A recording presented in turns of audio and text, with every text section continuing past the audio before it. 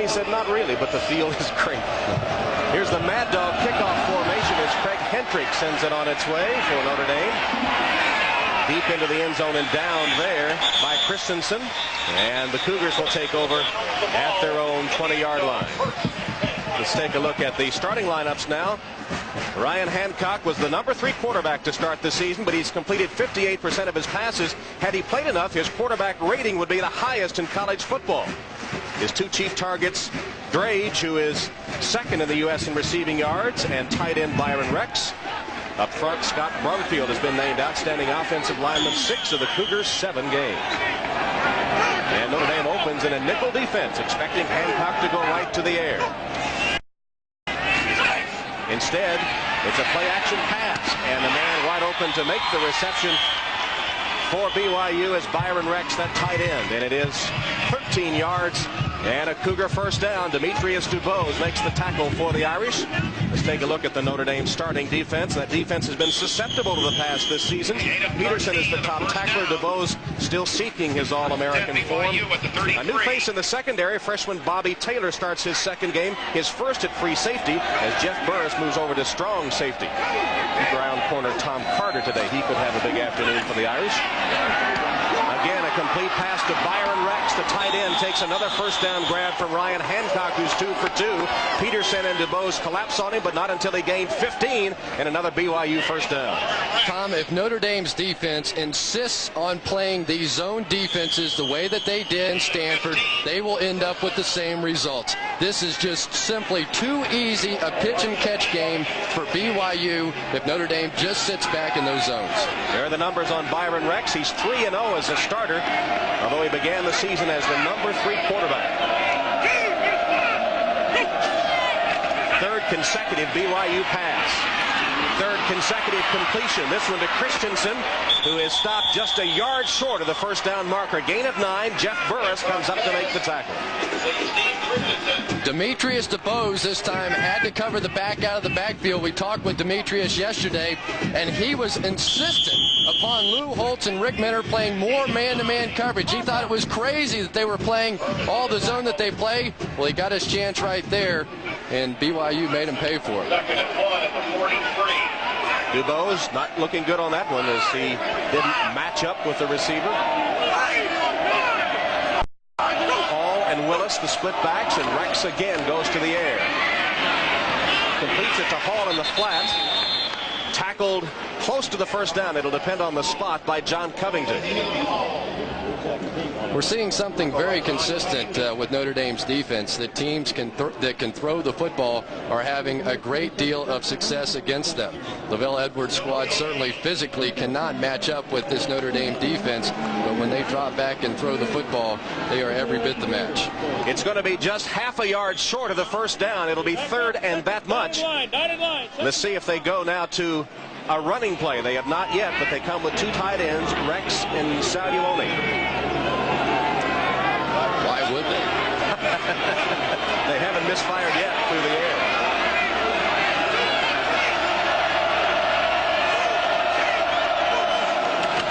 Fake to Hall. It'll be a pass.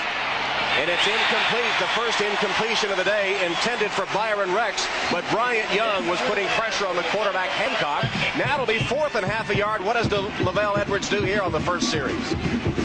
A little bit surprising. He's got his punt team on the field. That was a nice play by Justin Goheen. He didn't go for the play-action fake at all, and who can blame him with the way that BYU was throwing the ball going up and down the field. Nice play by Goheen. Joe Herrick is on to punt. He is the pooch punter for BYU.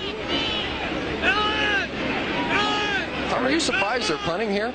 Inside the 50-yard line, the 43. Notre Dame's offense, you know, is the #1 offense in the country. With only half a yard to go, they elect the punt, and their defense, of course, is a little suspect. BYU cannot down it.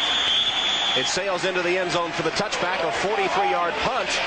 And now the Irish offense will take the field in a scoreless game.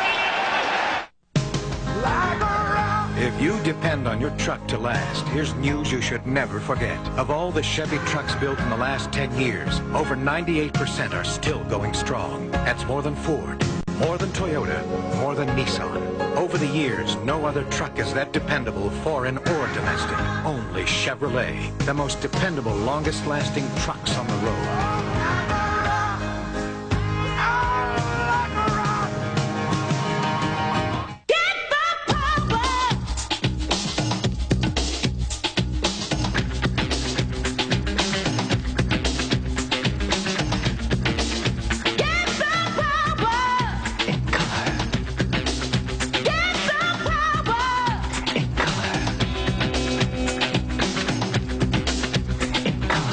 Affordable Canon CJ10. The power of color is yours. When you don't have to send your package overnight, you can save yourself a bundle. What a difference a day makes. 2-day priority mail service 24 little hours. from your post office. Send up to 2 pounds in just 2 days for just $2.90. That's right. That's some difference. What a difference a day makes. We deliver for you. Notre Dame football is brought to you by Chevy Trucks, the trucks you can depend on, the trucks that last. By refreshingly different but dry, drinks light and has real draft taste. And by the Canon CJ10 full-color copier printer scanner. Now the power of color is yours.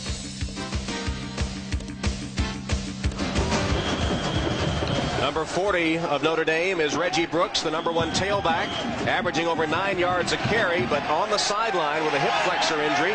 Lou Holtz telling us without practicing he didn't earn the right to start, but he may still play today. Instead, it's Bettis, normally the fullback at tailback, and he rambles through for 11 yards. Jerome Bettis had a clear run on the right side, broke a tackle, and finally Brad Park drags him down. You'd think that Jerome Bettis might be happy about lining up at tailback. He's about 7 or 8 yards deep, 250 pounds, rumbling through the line of scrimmage. BYU may be in for a long day. I'm so surprised that Lavelle Edwards punted on that first series, because now he's given Notre Dame's offense a chance to have the hammer. Here's Bettis trying to pick his way forward, and he does for 3 or 4 yards before, again, Brad Park comes up from the safety spot. Rick Meyer, the quarterback of this Notre Dame team, completing only 45% of his passes, though he did break the Notre Dame career record for touchdown passes against Pitt a couple of weeks ago. And there you see with Brooks and Becton out, it's Bettis and Zellers. Taylor and Hall head the offensive line. I hope you saw the pregame feature on Aaron Taylor. An inspiring story about his comeback from drug and alcohol use. Bettis for the 3rd straight carry slips and is stopped after a gain of 2 or 3, covered by Nathan Hall. Let's take a look at the BYU defense. 19th in the nation against the run, the Cougar stop unit. We'll find out about that today.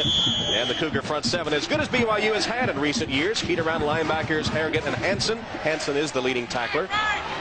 Free safety Derwin Gray leads the team with 3 interceptions. Meyer's first pass of the day. Tight end Smith, the intended receiver, and the pass knocked down by Nathan Hall, the linebacker, covering tight end Smith, and now Notre Dame will have to punt. Nice coverage by Nathan Hall. Herb Smith is supposed to be one of the best, if not the best, tight end in the country, and Nathan Hall absolutely all over Herb Smith. So Hendrick will punt for the first time today. Notre Dame's first possession ends up in a punt. I have to say, of the two offenses, BYU was more impressive the first time they had the ball. Mike Johnston deep for the Cougars. BYU completing 4 of 5 passes in its first possession, but then punting on 4th and a half yard. High sailing punt by Hendrick, chasing Johnston back to the 80, fumbles, but BYU gets it back. But the Cougars backed up all the way to their 6-yard line after a 55-yard boomer by Hendrick. Hendrick's punt, 55 yards, puts BYU in a hole. Only Mozada with a recovery saves the day for the Cougars.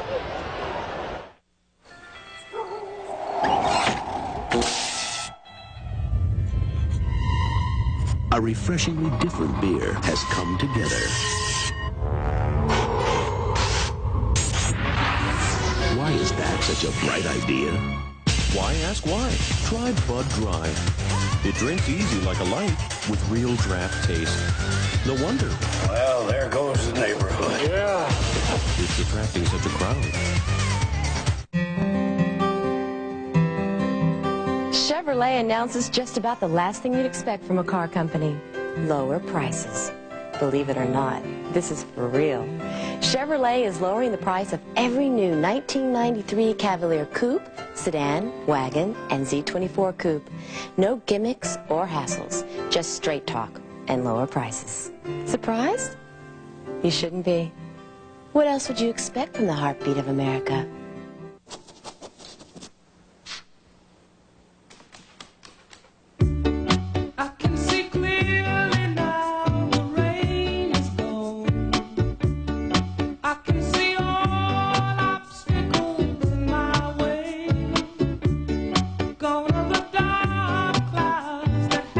Presenting the RCA 52-inch projection screen home theater. It's bigger and brighter than almost anything out there. Read my lips. Remember, you will be better off 4 years from now than you are today. Well, it's 4 years later. How you doing? There are two people who can raise your income and lower your taxes right now. You and your financial advisor. Call and find out how you can increase your spendable income with Nuveen tax-free mutual funds. Everyone around her is turning up dead. Do you think it's me? A psychological thriller that will keep you guessing. What are you doing to me? Till the very end. I swear to God I'll make you suffer. Rosanna Arquette and Anthony Perkins in his last film role in The Deep Woods, NBC Monday. BYU and Notre Dame, each punting on his first possession, and the Cougars true to form. No runs, 5 passes. That first possession of the football. Backed up deep in their own territory now. Hancock on a high snap. It's fumbled, loose, in the end zone. Notre Dame, I think DeBose got it for the touchdown.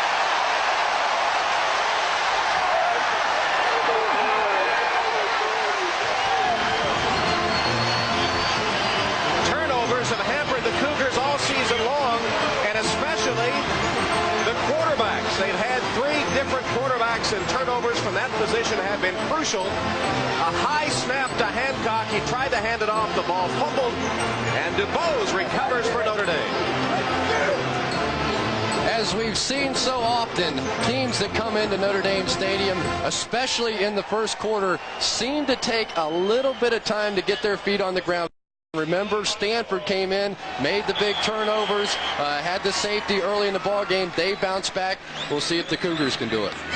Hendrick will try the extra point. And he boots it through. Demetrius DuBose with the recovery in the end zone. And a gift touchdown this time as BYU hands Notre Dame the score. Just a high snap as they tried to make the quick handoff. Jamal Willis, I'm not sure exactly what he's thinking about. He ran right past the quarterback before he got the football, and you could tell that Ryan Hancock was trying to hand it to it. Just an underneath handoff, and Jamal Willis looked like his brain was elsewhere. The snap was high, but you have to get the football. You can't just run right by your quarterback. Watch Ryan Hancock saying, "What are you doing to me? I can't. There's nothing I can do with the football back there." Watch Jamal Willis, number 29. He simply ran right past. He didn't even look like he was anticipating getting the handoff. Maybe it was something fouled up in the huddle, but that is no way to start. Now DuBose saves it before it goes out of the end zone, or it would have been a safety instead of a touchdown. Instead, it's 6 for Notre Dame. Hendrick with the extra point, making it 7. And Hancock, they say he's as cool as can be. All that experience as a relief pitcher in baseball in tough situations, and will test his poise here, having fumbled that one and giving Notre Dame the go-ahead score. As Hendrick will tee it up again, the wind blew it away, and a tip of the cap to Craig Hendrick. His 55-yard punt set up that whole situation.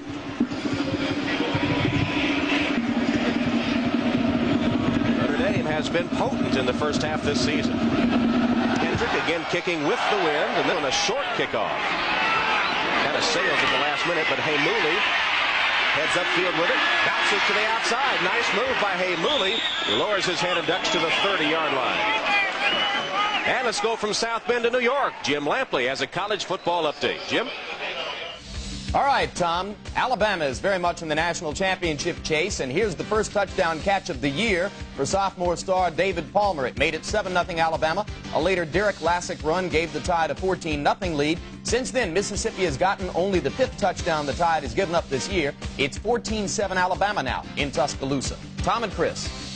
All right, Jim, the Crimson Tide seemingly headed with an unimpeded route to that SEC championship game in Birmingham later in the season. Hancock to the air, and he has a man wide open. The pass is complete and close to a first down. It gained about 9 yards. Steve Christensen then tackled by DuBose and Lane. And there's Ryan Hancock coming right back and completing the pass after giving up, well, he's a pitcher, giving up that unearned run on the fumble gift touchdown to Notre Dame.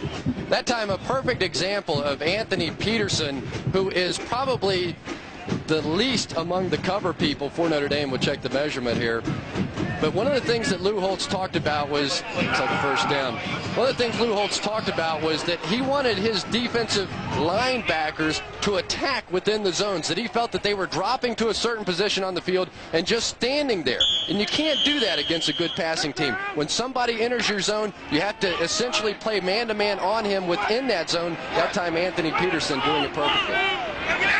Watsky comes wide to the left, Sterling wide to the right, and Hancock in the shotgun after picking up a first down. First running play of the day.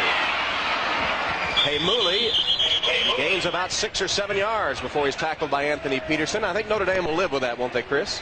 Absolutely. They would love to see BYU run the football all day. When you watch a WAC football game, we watched a couple of them on videotape, it is a track meet. I mean, it just looks like a touch football game. It's pass, pass, pass, pass, pass, a draw, pass, pass.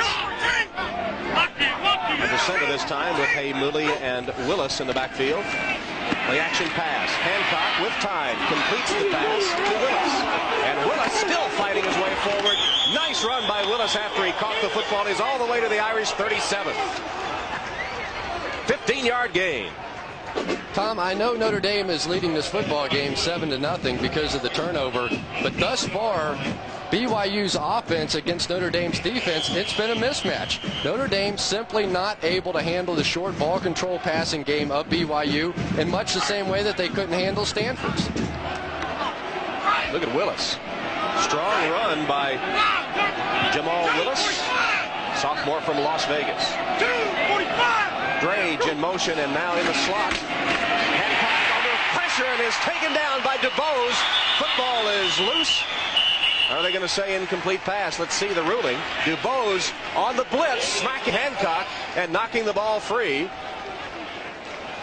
They'll rule incomplete pass. How happy do you think Demetrius DuBose is? He was crying the blues all day yesterday, saying if they would just let me blitz every once in a while, I can wreak havoc in that offense of BYU. And finally they do. They bring 8 on this play, and that is what Notre Dame is going to have to do. You can't give an offense like this the same defense time after time. Nice call by Rick Minner, the defensive coordinator.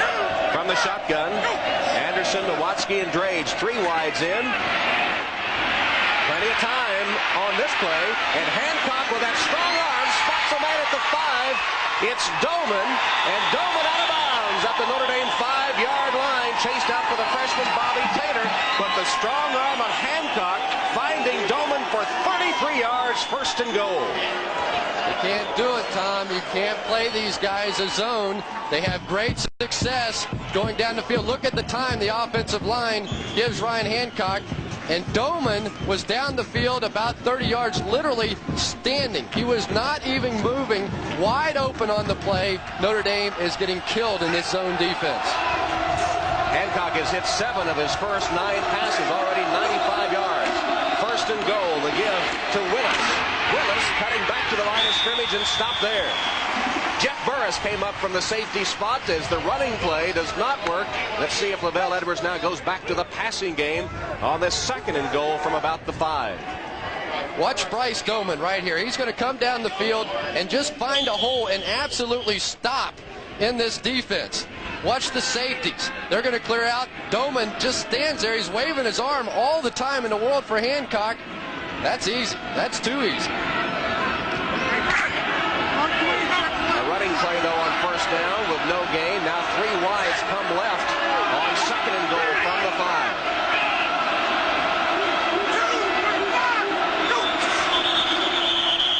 And the play blown dead.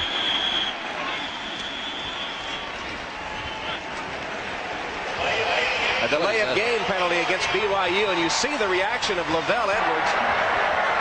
Dead ball, delay of the game, against the offense, repeat second down. But Chris, with this passing game of the Cougars, maybe giving that extra 5 yards here is not all that bad. You know, it really isn't, because of the fact that you now have more end zone to work with. I don't think you'll see them try another running play. To run wide against this talented, athletic Notre Dame team will never work for BYU today. Trying to keep that string intact.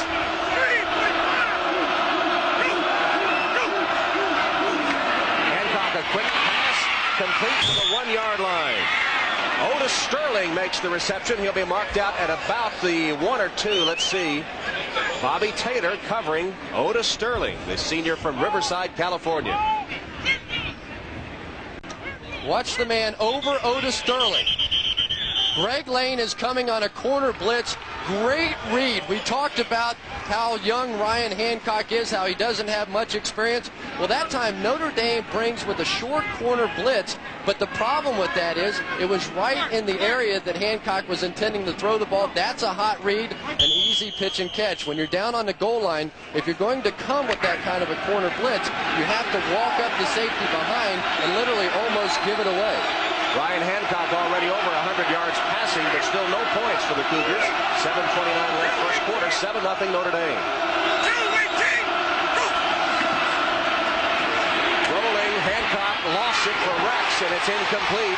It'll be 4th down for BYU, and they've had trouble at times scoring from in close. Lavelle Edwards was telling us they've moved the ball up and down the field, but often have sputtered in the so-called red zone, and the field goal unit comes on.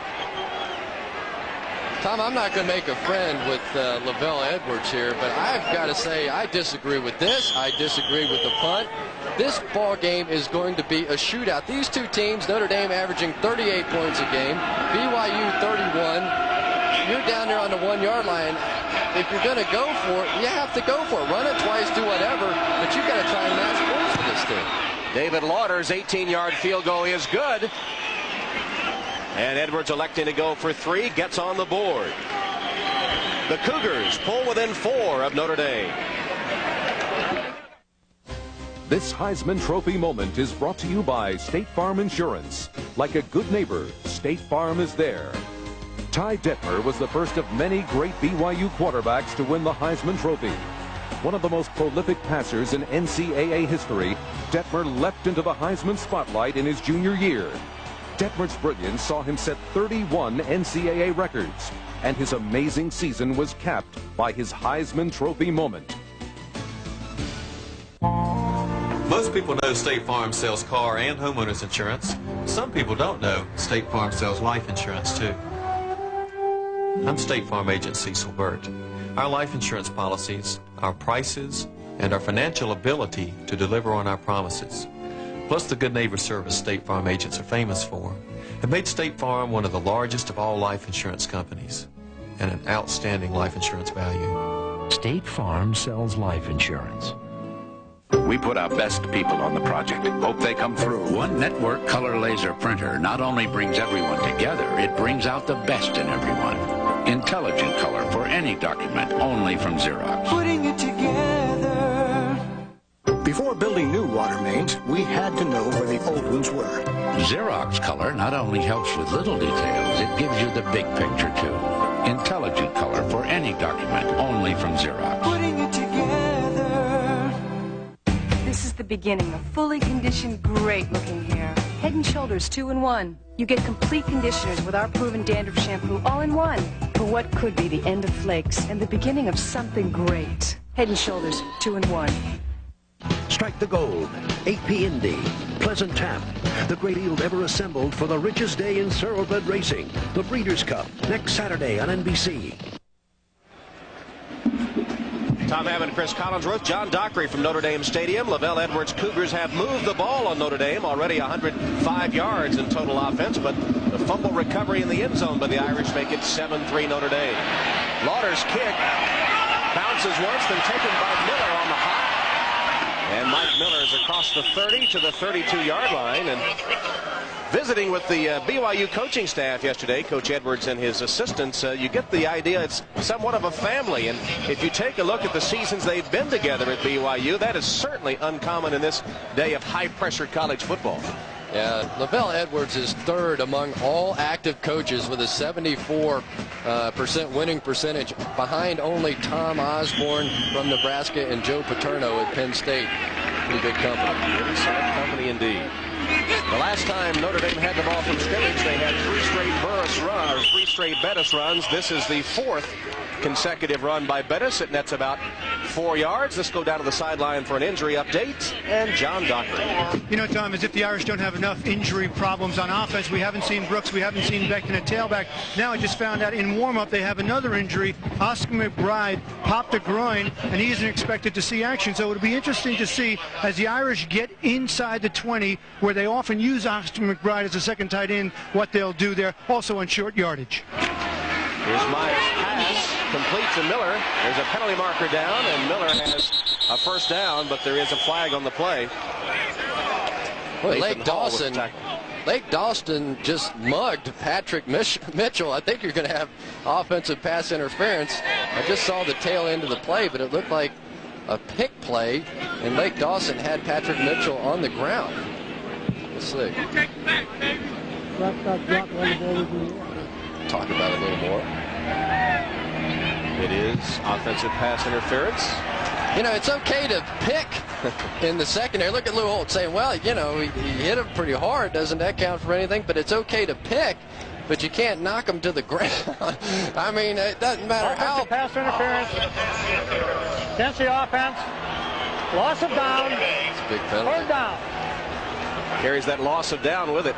I mean, even a blind referee could hear that, you know. But, so. Well, I've seen some NBA picks tougher than this. What are you talking about? Watch Lake Dawson at the bottom of your screen. There's Patrick Mitchell. He's just going to hook him takedown.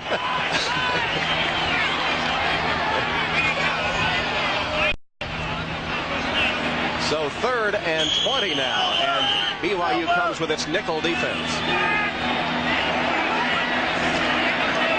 Feeling some pressure, dumps it across the middle, complete, but not for much, as Ray Zellers makes his first reception of the season and immediately taken down by Lenny Gomes. You know, if the officials wanted to get picky, that really should have been pass interference. Lenny Gomes tackled him before the ball ever got there, and that should have been a penalty on the defense. You see Rick Meyer saying, did you see that? Look at Lou. I guarantee you that's what he said. He has a point. Instead, Hendrick is in punt formation. Remember, his 55-yard boomer earlier with the wind, as it is now, set up the fumble recovery for the touchdown. Back to BYU deep into its own territory. Johnston again is deep, and Hendrick gets off another sailor. Johnston from the 26, straight up the field, dodges a couple of tacklers, stopped just short of the 40-yard line. Good return by Johnston, 14-yard return after Hendrick's punt covered 49. Notre Dame with a 7-3 lead on BYU, but the Cougars have moved the football. The Notre Dame score, the result of a fumble recovered in the end zone. Tom, BYU has dominated this football game to this point. One mistake by BYU, but the only time that Notre Dame has been able to stop them, it was 4th and 1 each time, and Lavelle Edwards deciding not to go for it. Oliver Gibson in at the nose tackle now for Notre Dame. Another high snap pulled down by Hancock.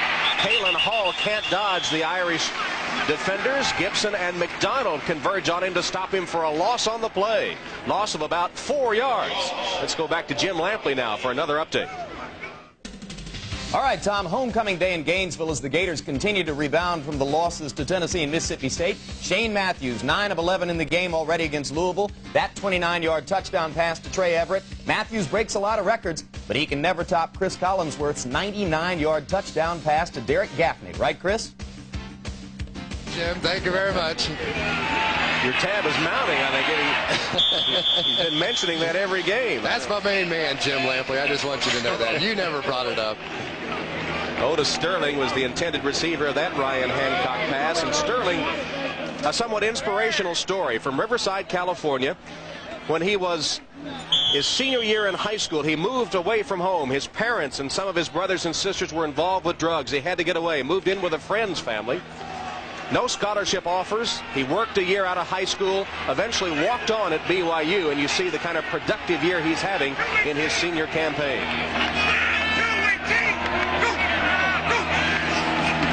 Third down play. Hancock steps up, delivers. Dubose got a hand on it. Wrecks the intended receiver, but Demetrius Dubose, who has the fumble recovery for the touchdown, back in pass coverage, knocks it away. You'll be able to watch Demetrius Dubose as he takes his drop. It is a zone defense, and that is what Lou Holtz wanted to see out of Demetrius Dubose and all these linebackers, that when someone passes you and makes a break, as you can see, he's not too happy about dropping that football, but as someone passes you, move over that direction because the football will be coming shortly. And look at this punt. He's the world's largest. Brad Hunter, 6'7", 280, a defensive lineman, trying to power it against the wind. Miller takes it at the 30 and works his way forward for about 5 yards before he's tackled by the BYU special teams. Hunter got off a 36-yarder into the wind. The return covered only 4 yards. Ever feel sorry for football? We'll be back. In just 45 seconds, this commercial will tell you about all the highly intelligent products from Magnavox. So that means that I have exactly 3.5 seconds to tell you about the ingenious Magnavox 27-inch TV with smart window, leaving me just 5.3 seconds to let you know how incredible this Magnavox CD radio cassette recorder sounds. Oh no, that leaves me only 4.2 seconds to tell you about the brilliant picture on this Magnavox 3-inch LCD TV. Excuse me, I've only got 6.1 seconds to tell you this Magnavox digital shelf system has a carousel CD changer. And I have 1 second to tell you, time is up. What do you mean time is up? What? We've been standing here for hours. Get my agent on the phone. Don't you know who I am? Who timed this commercial? The ingenious products from Magnavox. They're smart, very smart. Like a... I got an 88 Chevrolet Silverado with 304,000 miles. I drive it to work, 125 miles one way to work, 304,000 miles, still rolling. This is the 1986 Chevrolet Scottsdale. The truck has now 577,000 miles on it. It always gives me my dollar when I needed my dollar. Chevrolet, the most dependable, longest-lasting trucks on the road. Keep tires on it, keep gas in it, it'll go. Autumn at McDonald's, where our new oven-baked apple pies are ready with their golden, delicious apple filling. Buy one now, and your local McDonald's will donate 25 cents to Ronald McDonald Children's Charities. It'll warm your heart. O.J. Simpson. Throughout his brilliant career, he played for some teams that struggled. Despite all of his personal achievements, O.J. can empathize with losing teams when he examines the frustration of some NFL squads whose 1992 season is slip-sliding away. Sunday on NFL Live, followed by great football action. The rays of the October sun glinting off the famed Golden Dome on the administration building here at the University of Notre Dame. You see the pennants atop the stadium indicating the wind has been a bit of a factor so far. Dean Lytle makes his first appearance in the game. He's at the tailback spot as Bettis returns to fullback. Wide set right. One of them, Derek Mays, who has 3 catches, 3 touchdowns this season. And Meyer goes to the air. May the catch. That's his first non-touchdown reception of the season. It covered about 4 yards. Vic Tarleton covering. That young man is amazing. Derek Mays has caught 3 balls this season, all for touchdowns. That's going to hurt his average a bit, though. He's been averaging 46 yards per catch, so he's back to being a human being again now. What I like best is he's the major foil of Jerome Bettis' jokes. Bettis says he's the easiest guy on the team to trick. How can you take anybody seriously that has no credit hours? Here's Lytle's first carry. It covers about 2 yards. Not much there as Nathan Hall from an inside linebacker spot stacks up Dean Lytle, the junior from Brevard, North Carolina, who carries there for the 7th time this season. Again, Lytle pressed into service in the absence of the 2 scholarship tailbacks at Notre Dame, Reggie Brooks and Lee Becton. Boy, BYU's doing a great job of shutting down this Notre Dame running game. They gave up 299 yards rushing against Marshall Faulk, I guess the leading contender for the Heisman Trophy, but they've been solid today. Bettis on the delay, bouncing off tacklers into BYU territory for a Notre Dame first down. Derwin Gray and Brad Clark finally able to get Bettis to the turf. Watch number 75, the left guard, as he pulls around and is going to lead Jerome Bettis through the hole. I think he got a piece of Todd Herget there and just buried him. That was all Jerome Bettis needed. He broke a couple of tackles as well. Bettis coming into the game with over 500 yards rushing and expected to get the bulk of the call today. Here's a play-action pass. Meyer for Miller downfield. Off his hands and incomplete. Derwin Gray was beaten, but Miller couldn't hold on. He was behind the defense. Tom, that is as good a play by a safety man as you will ever see. Derwin Gray was completely fooled on the play. He got turned around. He saw Miller streaking down behind him. He didn't have time to look back for the football. There he tries to sneak a peek. Now he looks back and was just all over him. Miller unable to hang on to the ball. Great, great football play by Derwin Gray. Senior from San Antonio, all-stater out of Converse, Texas, in his high school days. Bettis squirting forward to the 40, where he's tackled by Shad Hansen, a yard short of the first down. It'll be 3rd down and 1. When we talked with the defensive staff of BYU, they thought that the game against San Diego State, where Marshall Faulk had the 300 yards, was a bit of a fluke. He said they had him pretty well under control in the second quarter until Todd Herget and Shad Hansen, their inside linebacker, got hurt, and then it was off to the races for the Heisman Trophy candidate. Oscar McBride back on the field for Notre Dame, 2 tight end formation. Who else? Bettis fighting his way forward for yardage and enough for the first down. Jerome Bettis pounding his way forward for a couple of yards, keeping the drive going. He has 7 carries, 41 yards today.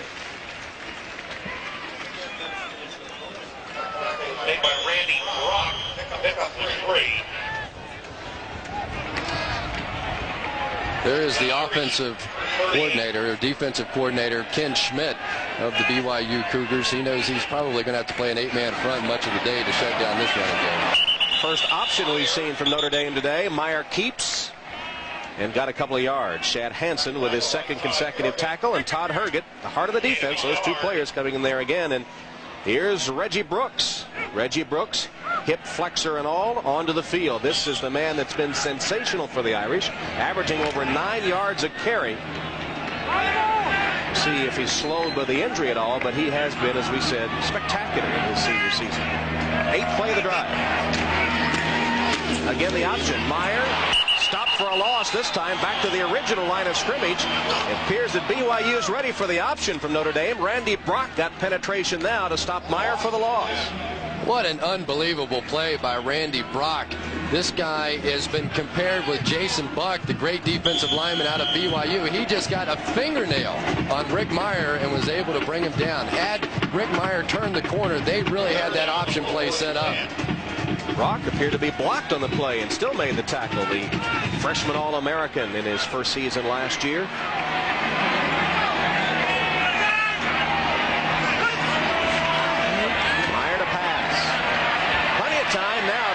Protection breaks down. Meyer trying to get to the outside and steps out of bounds, well short of the first down. And a flag flies. Was that a late hit?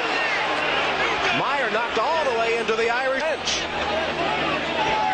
If they get a penalty out of that, give the crowd an assist. They saw it and let the referees know about it. Take a look at the end of the play. There's so much congestion down there, I can't tell if there's a flag or not. See if this is a late hit. Oh, baby. Oh, that's big time late hit. He didn't. He tried to hold him up. He was 2 feet out of bounds. Those wimpy quarterbacks. Sometimes you got to get hit a little bit. Come on. No flag. So it is 4th and long for Notre Dame, and they're going to go for it on 4th down.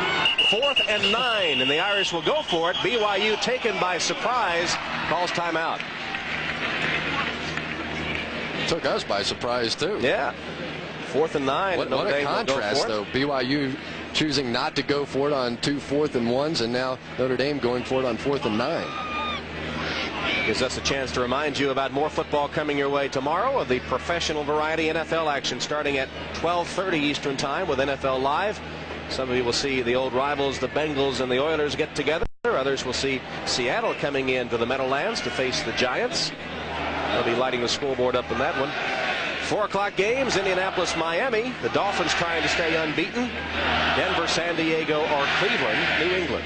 Are the Dolphins for real? That seems to be the question in the National Football League now. The only undefeated team. They're much better. The second best team in the National Football League now against the run. So that has always been the Achilles heel of that Miami defense. And offensively, never been any question about what they can do there, especially with Keith Jackson now added to that receiver corps. Boy, giving Dan Marino another offensive weapon ought to be against the law.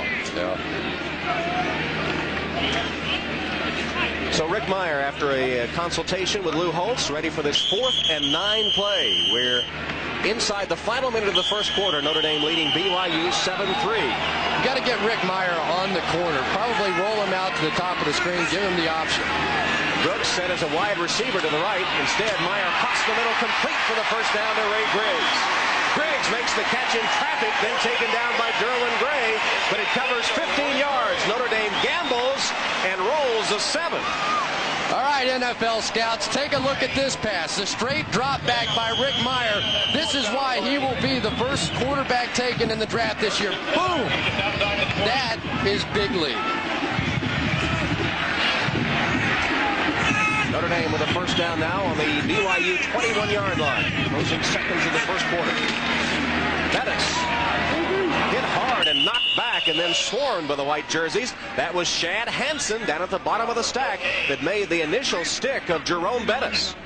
Hansen led BYU in defensive points. I'm not even going to try to go into how they come up with the formula, but had 325 points. Essentially their best defensive player. I'll just leave it at that. Coming down to the final seconds of the first quarter, Notre Dame got a gift touchdown on a fumble recovery in the end zone, but now are threatening again. It's 7-3 Irish at the end of the first quarter at South Bend. In the beginning, there was only one vehicle of its kind. Today, it's the only one to combine a lease this powerful with one this secure, this comfortable, and this affordable. The extraordinary Chevy S-Blazer lease plan. From the extraordinary vehicle that originated the species, Chevy Blazer.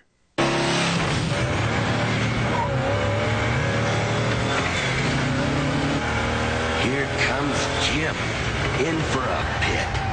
Jim, backyard's next. Hey, no duels. Non-alcohol, 70 calories. Perfect. After all, the competition is pretty stiff out here. When you want the refreshing taste of beer without the alcohol, think O'Doul's. It's what beer drinkers drink when they're not drinking beer.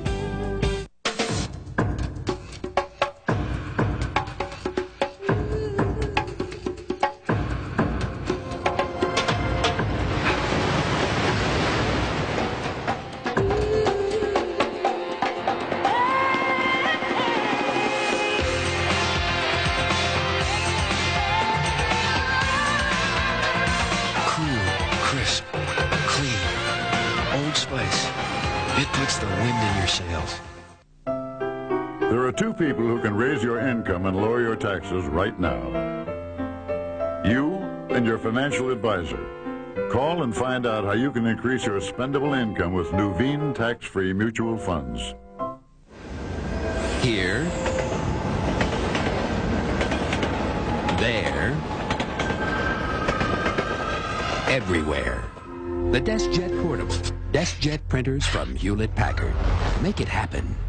The Oilers, the Bengals, Warren Moon and company are looking to stay on top in the AFC Central. Then, the Dolphins, the Colts, Dan Marino and the NFL's only remaining undefeated team take on a young squad on the rise. An NBC football doubleheader, Sunday. Irish leading the Cougars 7-3 as we start the second quarter. A prolonged Notre Dame drive kept alive by a key 4th and 9 conversion. This is the 12th play of the drive. Oscar McBride back in the two tight end formation. Bettis bursts free. Finally tripped up inside the 10 by Derwin Gray. Here we go with the counter tray. And Jerome Bettis is just going to follow behind. I believe it was Lindsey Knapp and Aaron Taylor. And that is a hole, ladies and gentlemen. That is the very definition of a hole. And Jerome Bettis taking advantage of it. As you can see, the Notre Dame Fighting Irish have had an unbelievable amount of success in scoring touchdowns once they get in the red zone. There's that old-fashioned full house T backfield, including Jeff Burris, normally a safety. Meyer runs the option and cuts it up and gets only a yard to the 9. Shad Hansen with the tackle, and BYU certainly has worked against the Notre Dame option. Yeah, and they're doing exactly what you have to do in order to stop an option game, and that's string it out. As you saw that time, BYU's defense literally overran it, but that's okay because as long as the quarterback has to take the ball and cut back in to the pursuit, generally you can stop an option game. Nice play by their defense. Second down on the 14th play of the drive. This is Bettis. And Bettis to the 5-yard line. Herget with the tackle. It'll be 3rd and goal from just inside the 5. Now you've got to believe that Rick Meyer will get another chance to add to his career touchdown record of 33 passes. Almost forced to throw the ball here in this situation after you've been stopped running it twice in a row. But this is the old Notre Dame offense, according to Lou Holtz, so you never know. Dean Lytle brought in the play and joins Bettis and Burris in the backfield. That's Jerome Bettis, stopped at the 1-yard line. It'll be 4th down and goal for Notre Dame. See how close they are. I believe he's going for it. It's between the 1 and the 2, and he will go for it. You know what that was? Lou Holtz said, I'm going for it on 4th down if I get any kind of yard. He treated that as a 2-down situation, so that it was okay to go for it, try and run it for 3 yards on 1st down, because he thinks he can overwhelm this BYU defense here on 4th and 2. 4th and goal from just inside the 2. Meyer tosses Smith for the touchdown.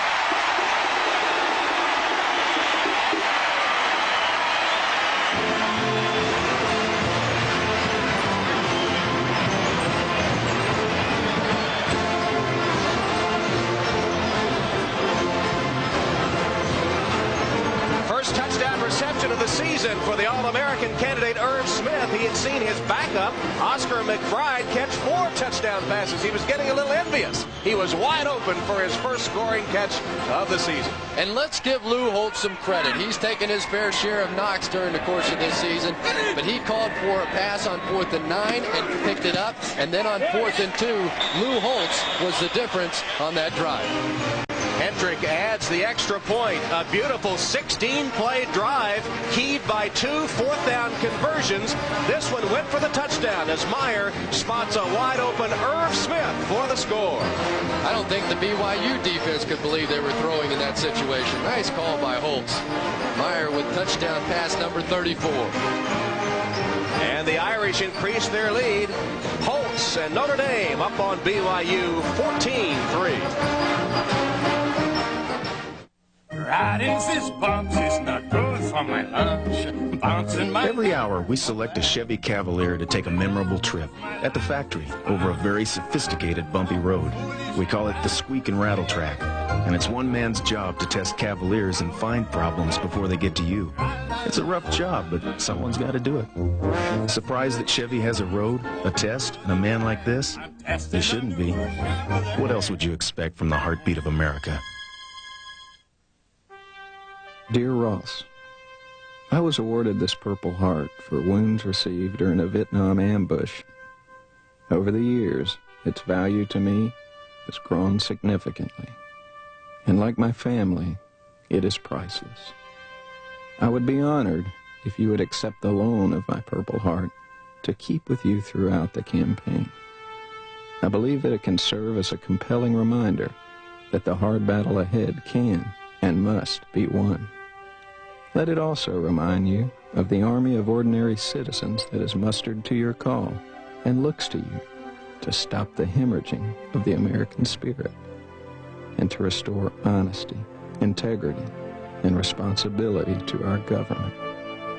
Like you, I firmly believe that if we stand united, we will win. Good luck, Ross. Notre Dame football is brought to you by the Heartbeat of America, Chevrolet, and your local Chevy dealer. By John Nuveen and Company, quality tax-free investment since 1898. And by Xerox, the document company. Like the crown jewel in the center of a shimmering autumn bracelet, Notre Dame Stadium, the house that Rockne built, where the Irish have taken a 14-3 lead on Brigham Young University. Can you say that again? No, I can't. That's one time only. Sold out for the 104th consecutive time in Notre Dame Stadium. Here's the kickoff. Christensen on the return and stopped at the 24-yard line. Notre Dame leading 14-3. Let's check back in with Jim Lampley in New York. All right, Tom, homecoming in Lawrence, Kansas, where the Jayhawks have their best start since '68, lead the nation in scoring, go 18 plays, 72 yards on this possession, 18-yard touchdown pass from Chip Hillary to Dwayne Chandler, and Kansas leads Oklahoma 7-0 in the first. Tom and Chris. All right, Jim, still can't be used to all those Kansas winning scores somehow or other. It just seems a little foreign. Jayhawks having a fine season. Here's Drage with his first catch of the day. Eric Drage with his 44th reception of the season and second in the United States in receiving yards coming in. Notre Dame held him to only about a 5 or 6 yard gain that time. Covington and Peterson collapsing on Drage, who Lavelle Edwards says he's the fastest guy that can't run you've ever seen. I asked Eric before the game down on the field, I said, now how fast are you exactly? He said, fast enough. Does he remind you of anyone? No, you didn't pick up me again, are you? I was going to say Steve Largent. You thought I was going to say Collinsworth, didn't you?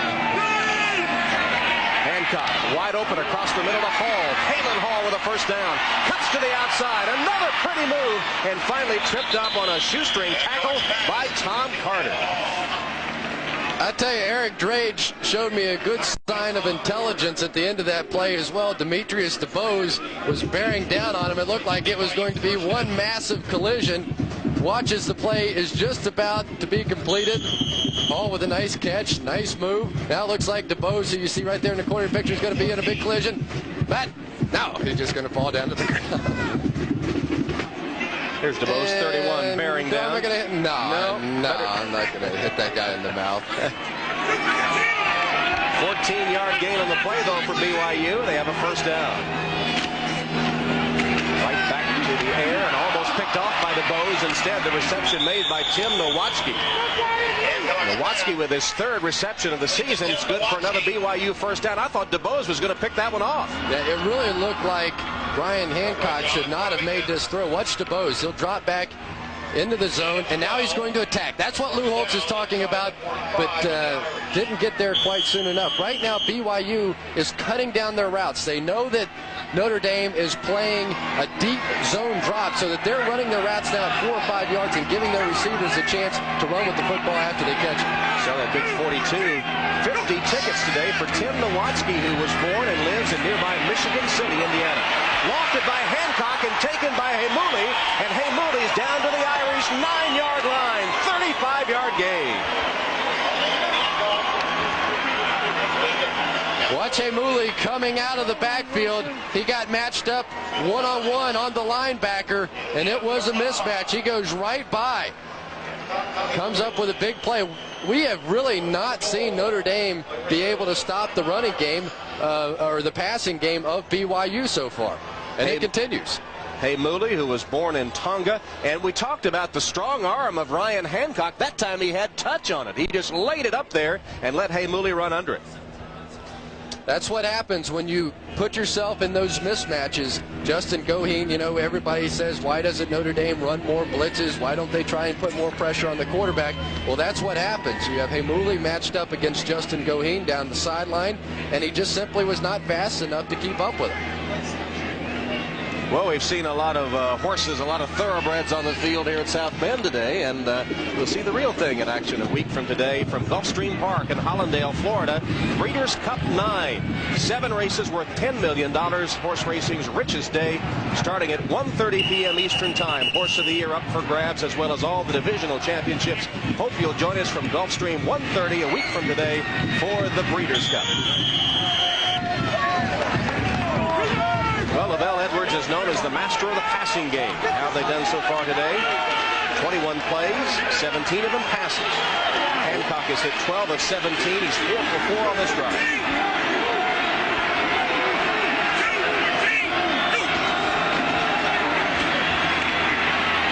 Hancock again has a man open. Hey Mooley inside the 5. Notre Dame staying with the zone defense. It is a much better defense down here on the goal line simply because the field is so much more compacted. I agree with the call now of Rick Minner of going ahead and staying with the zone. That time Greg Lane was 3 or 4 yards deep in the end zone. Traditionally, teams, when they play a zone down on the goal line, will plant their feet on the goal line and attack forward. 2nd and goal from the 4.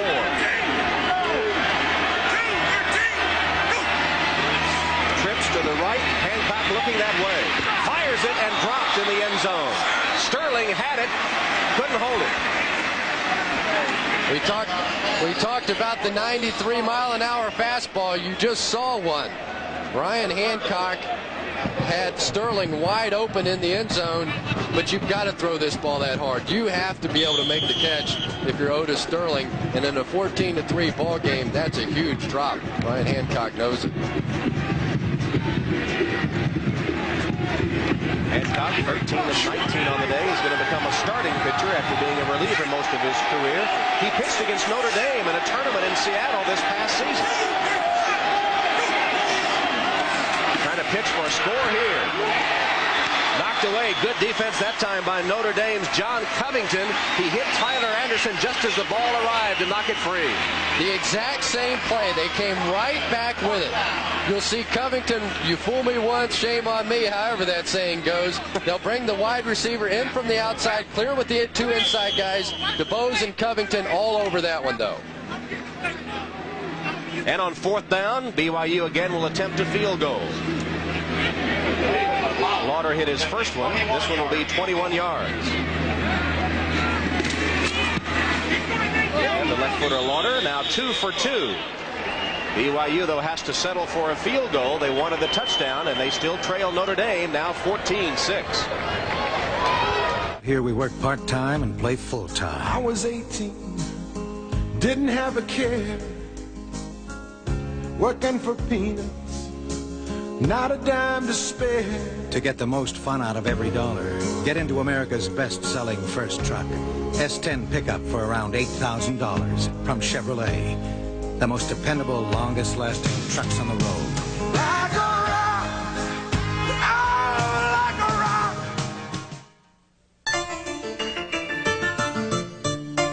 The problem is, the more income your investments earn, the more taxes are taken out. Which is why you should consider a tax-free investment from John Nuveen and Company. Because with Nuveen, the more you earn, the more you keep. To find out how you can invest tax-free with John Nuveen and Company, simply call this number. When you publish thousands of newsletters a week, color is out of the question. Invest in the fastest highlight color laser printer and come to a different conclusion. Intelligent color for any document, only from Xerox. Our sales figures were confusing. No one understood them.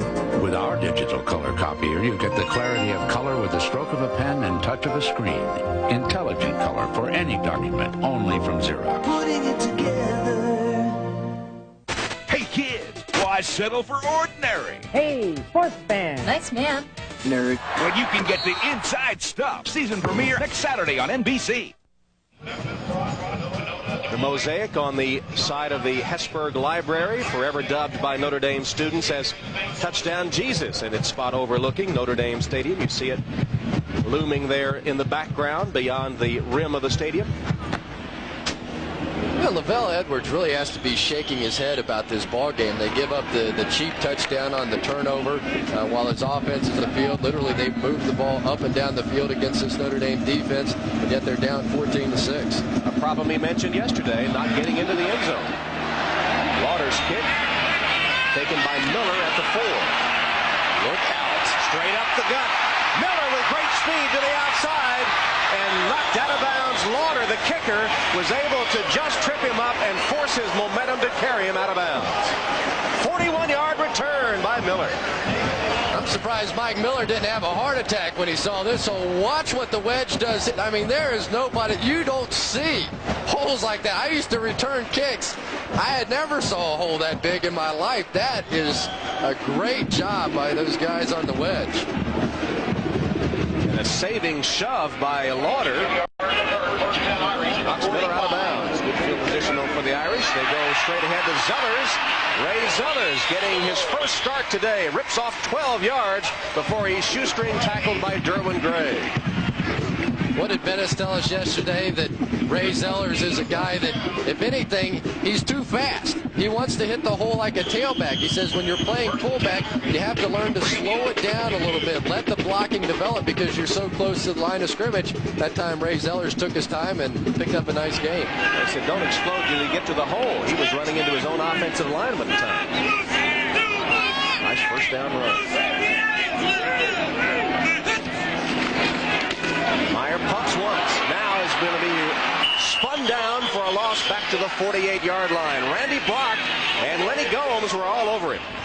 Defensive line coach Tom Ramage said that they have to control Randy Brock in practice. He said if we let him practice the way that he wants to, we'd run out of tailbacks and running backs in about a half an hour's time. This kid plays hard, practices hard, loves the Marine Corps. He thinks that that's the way that football players are supposed to look and act in practice. Notre Dame's first 3 possessions, the last one very impressive with 2 fourth-down conversions resulting in a touchdown. Meyer on the blitz, got rid of it. It'll be incomplete. It was a screen set up for Zellers. The crowd gave Meyer an assist there because the pressure was coming from his blind side. I think he heard the crowd gasp and was able to unload it. Todd Herget comes around on almost a delayed blitz. When his back stepped up to block, that freed Herget to come on the blitz. And Tom, you're exactly right. You could almost see Rick Meyer look over his shoulder when the crowd started to yell. Almost instinctively as a quarterback, you know the lookout block is coming. Trips to the right now. Brooks is on a wing. Gerald and Mays further to the right on this 3rd and long. Meyer again under pressure. Ducks away and then caught from behind and taken down by Lenny Gomes. Gomes, the junior out of Santa Rosa, California, having a fine game from his nose guard spot. Tom, BYU, in much the same way that Stanford had success with that 8-man front, is really giving the Notre Dame offense some problems. You can't have that much success because you simply can't block 8 men on the line of scrimmage. Now they're forcing Rick Meyer to throw the ball, and we know from talking to Lou Holtz yesterday, that's not what they want to do. They want to get back to traditional Notre Dame football and just pound it up the middle of the gut. Hendrick to punt. Brad Clark is deep for the Cougars, and Hendrick hits the end zone on the fly for the touchback. Craig Hendrick with a 48-yard punt, but he wanted to down it inside the 20. Couldn't do it. Cougars ball when we come back. Reincarnation. The belief you can come back is just about anything.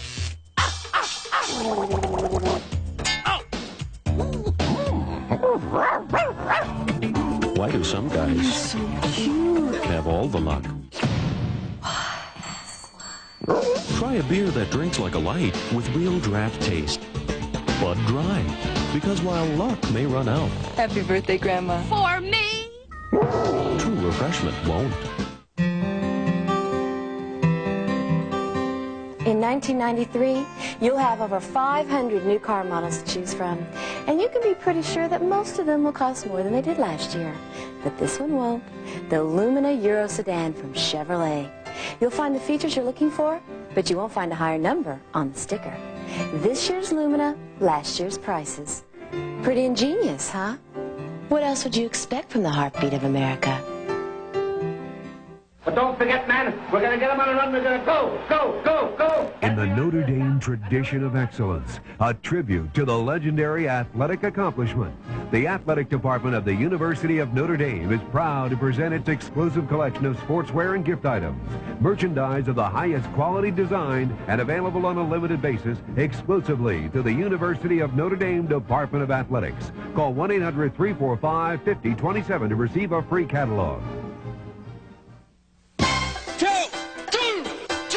The Postal Service would like to present 2-day priority mail.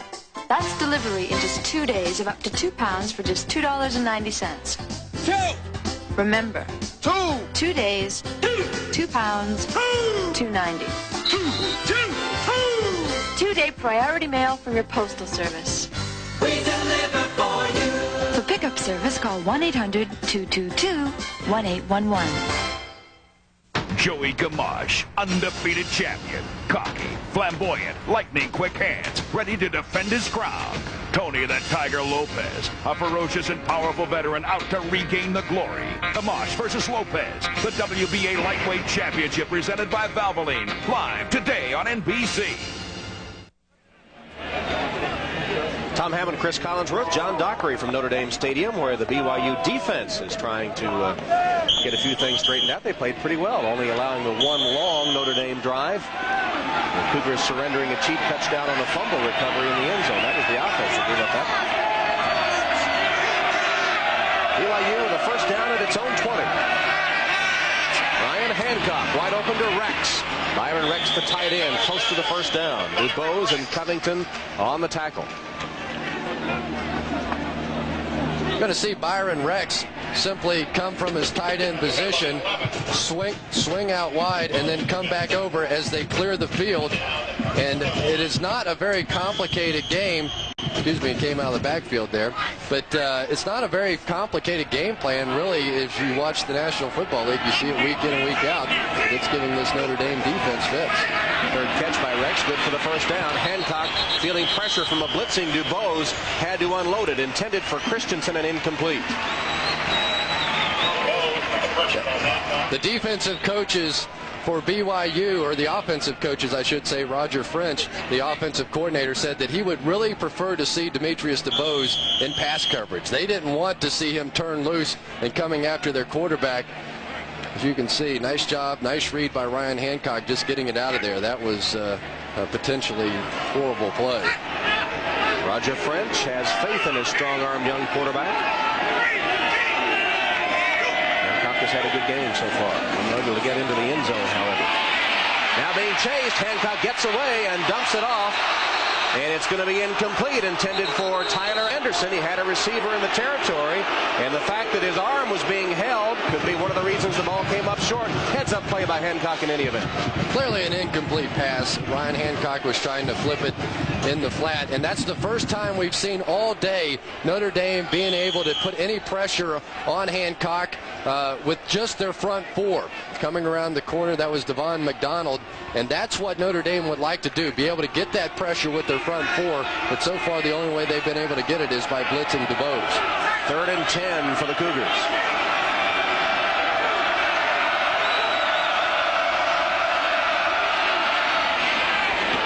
Christensen will be stopped short of the first down. Demetrius Dubose and Greg Lane stopping Christensen after the catch, and BYU forced to punt. Tom, I really didn't understand that offensive series by the BYU Cougars. They've had so much success in throwing between the hash marks. When you're working against the zone defense, and the more direct the line of the throw, the easier it is to get the completion because you don't have to put the ball in the air for so long. They've been having a tremendous amount of success over the middle, and they completely abandoned at that time. Here's Big Hunter on to punt again, this time with the wind at his back. He kicks it a mile high. Fair catch called for by Miller, who retreats to get it at about the 7-yard line. You could almost see the air coming out of that ball on a 47-yard punt by Hunter. Let's go down to John Dockery. Thank you, Tom. We've seen a couple of good quarterbacks here today. Notre Dame has had so many great quarterbacks over the years, including one, Angelo Bertelli, in the early 40s, one of their 7 Heisman Trophy winners. He won the trophy in 1943, despite playing only 6 of 10 games. And Angelo, what was the situation there? Well, it was a situation where World War II was in effect. We were a part of the Marine Corps right on campus. We were students, but we were also part of the Marine Corps. And when they took us away, they said, go, and we had to go. That was it. Where were you when you actually found out about the trophy? I was in Paris Island, South Carolina, where the Marine Corps had basic training. And it was the same day that we lost the Great Lakes on the last play. So I was torn between the crying 1 minute and sort of enjoy for the few minutes after that. And I just didn't know what to think. I guess there are priorities in life. There was no downtown athletic club. What about Notre Dame? How about the quarterback, Rick Meyer? What do you feel about him? I like Rick Meyer, and I wish he would throw more. And I like Brian Hancock from what I've seen of the Brigham Young quarterback. And I wish we'd rushed the passer just a little bit more. Spoken like a true quarterback. Tom wishes he would throw more. Thank you, Angelo. A familiar refrain as 2 good defensive plays against the run by BYU. All the quarterbacks want to put it in the air. And you know that BYU certainly doesn't have the tradition of Notre Dame, but you talk about quarterbacks. Carter, Nielsen, Wilson, McMahon, Young, Bosco, Detmer. BYU's had a few of their own. I think we can keep a microphone open down there. I'd like to hear a few more of those comments. Some things never change. Quarterbacks want to put it in the air. Rick Meyer probably will here, 3rd and 8. Let's see if he does deep in his own territory. Behind Bettis, the intended receiver, and now Notre Dame faced with a 4th down inside their own 15-yard line. BYU faithful here as well. But Tom, what we're seeing now is Notre Dame trying to stick with that run on 1st and 2nd down, throw it on 3rd down, and it's not working. The score is 14-6. I understand that, but if this were a prize fight, I would have to give the decision thus far to BYU. I think they've been a little more effective in this game. They just don't have the points on the board to prove it. The game so far has turned on that one cheap touchdown. Recovery by DeBose in the end zone for Notre Dame's first score. Hendrick gets off a bad kick, and then it takes an even worse bounce down by Covington at the 35-yard line. Hendrick with a bad one, only 25 yards. Great field position for BYU.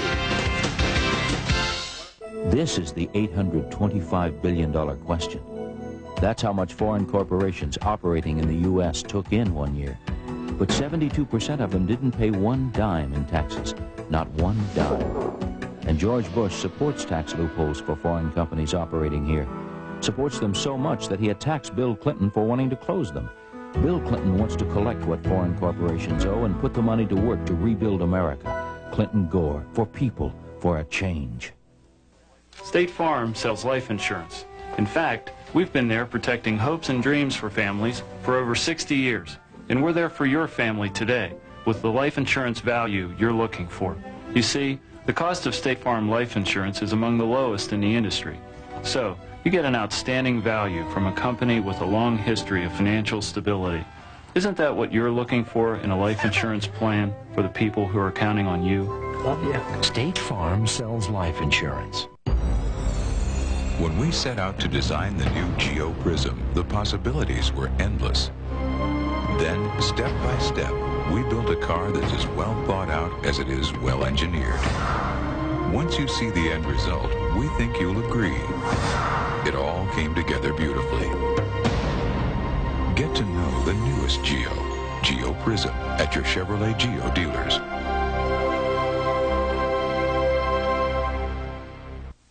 Sunday, from actual Secret Service case files, a botched break-in forces a desperate choice. Over my family. Don't make me! Leave witnesses to a robbery. I want the money. Or no witnesses to a murder.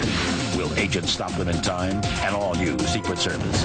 Then, you'll see for the first time the most dramatic home video of Mother Nature's fury and the incredible people who survived. You never really think a disaster will happen to you. A very real eyewitness video after an all-new Secret Service NBC Sunday. These are the 2 most productive offenses in all of college football. BYU with the first down at the 35. Hancock sacked.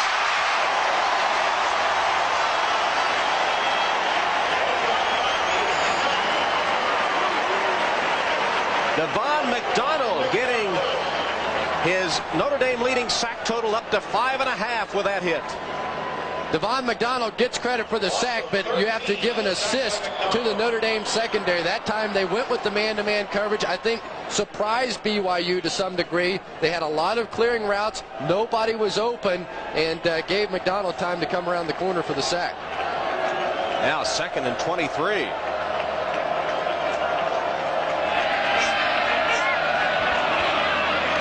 Flags down. Hancock's pass intercepted by Burris. Let's check the penalty flag. I don't think it's going to count. Looked like 2 Notre Dame players jumped off sides. And if you can trust center Gary Pay, it is exactly that call. He's signaling. There goes Lou Holtz. He's saying he snapped back. He pulled the ball. He tried to pull out too soon, and that's what drew us offside. That's what Lou Holtz is saying. This is a split officiating crew, Big East and WAC. Let's take a look. Offside, defense, 2nd down. Let's watch Ryan Hancock see if he pulls back. He does bob a little, and to be honest, that is illegal procedure. You're not supposed to be able to flinch. That's illegal procedure. That should have been against BYU. Lou Holtz has a definite point. Instead, it's called against Notre Dame, nullifying the Burris interception.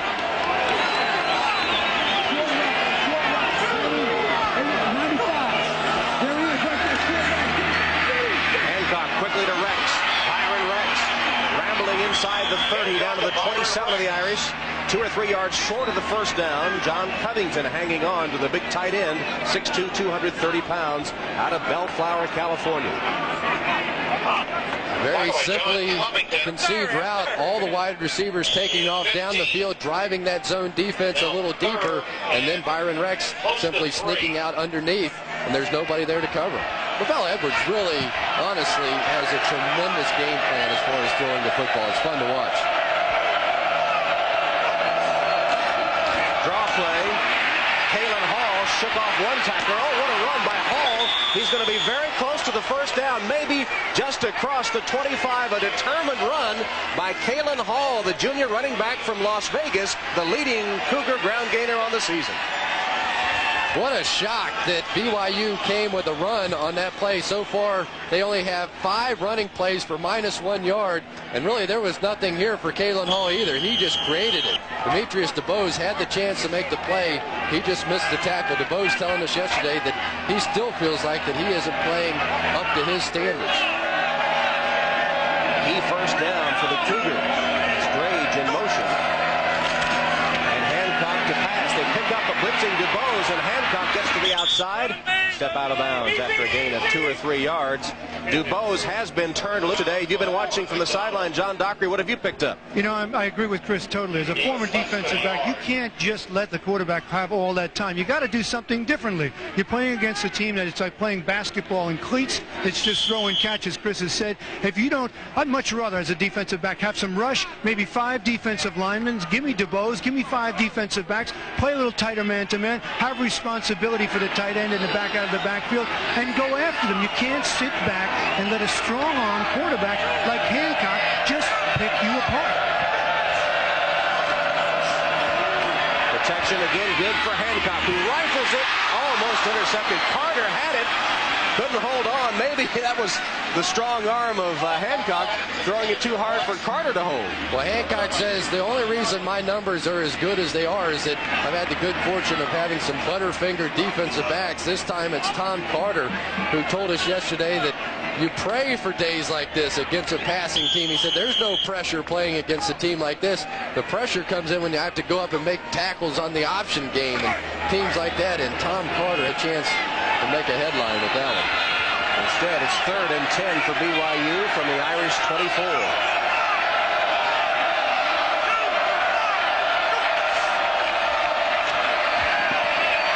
Pitch to middle, complete. Kalen Hall ducking to the outside, very close to the first down marker. He needed to get just inside the 15, and he got it. Kalen Hall has had 2 key conversions in this drive for BYU. One on a run, that one on a run after the reception. Tom, they're just playing a very simple zone defense, and the longer that Ryan Hancock can hold on to the football, the deeper they're getting. That time, Demetrius DeBose, and trying to play Lou Holtz's philosophy on defense of chasing people within the zone, ran himself out of position and really gave Kalen Hall a wide open path for the first down. Ryan Hancock has already passed for over 220 yards today. First down for the Cougars from the 14 of Notre Dame, trailing 14-6. Jamal Willis can't quite get the corner, does manage 2 or 3 yards before he's forced out by Bobby Taylor. Don't just run by him. Well, they finally have some positive yardage to work with, and you get the idea that Roger French, the offensive coordinator there, is really just using the running game to try and set up his passing game. He just doesn't want to see those linebackers getting into their drops anytime too soon. Now you have a 2nd and 6 situation. Be interesting to see if Rick Minter decides to come with the blitz, because they haven't had a lot of success with that zone. From the shotgun, Hancock on this 2nd down play. Here they come. Blitz comes. The pass intended for Haymouli, a little low and outside on the pitch from Hancock, and incomplete. And give Anthony Peterson credit there. Haymouli was swinging out of the backfield. He was supposed to be the weak link. Roger French definitely wanting to pick on Anthony Peterson today, feeling like that he wasn't quite the athlete that some of these other linebackers are, but that time he did the job on Haymouli. Twice already today, BYU has had to settle for field goals in scoring territory. Here's a key 3rd down play. Hancock with time behind the intended receiver, Rex in the end zone. And for the 3rd time, the BYU field goal unit comes on the field. Really didn't like the route by Byron Rex there. He got in behind the linebackers, but continued to drift his pattern. Watch the tight end. He's going to swing into the bottom of your picture here, number 95. You'll just barely be able to see him. He faded his route into the end zone. If he had stopped and come right back towards the quarterback, he would have at least had the first down. He may not have gotten the touchdown. Looked like he got a little greedy trying to get all 6. Lauder kicks it through for the 3rd time today. This one from 28 yards. He had an 18 and 21 yard earlier. BYU continues to sputter in the red zone, but they're keeping it close. That cuts the Notre Dame lead now to 14-9. The end zone referees didn't like that call of good very much. That was close. Well, after the game, we'll have boxing for you as WBA lightweight champion Joey Gamache puts his title on the line as he faces Tony the Tiger Lopez. Gamache has ended 18 of his 29 victories with a knockout, but Lopez, former champion, certainly no pushover. Should be a good bout coming up. It's Gamache against Lopez, presented by Valvoline, coming up next here on NBC.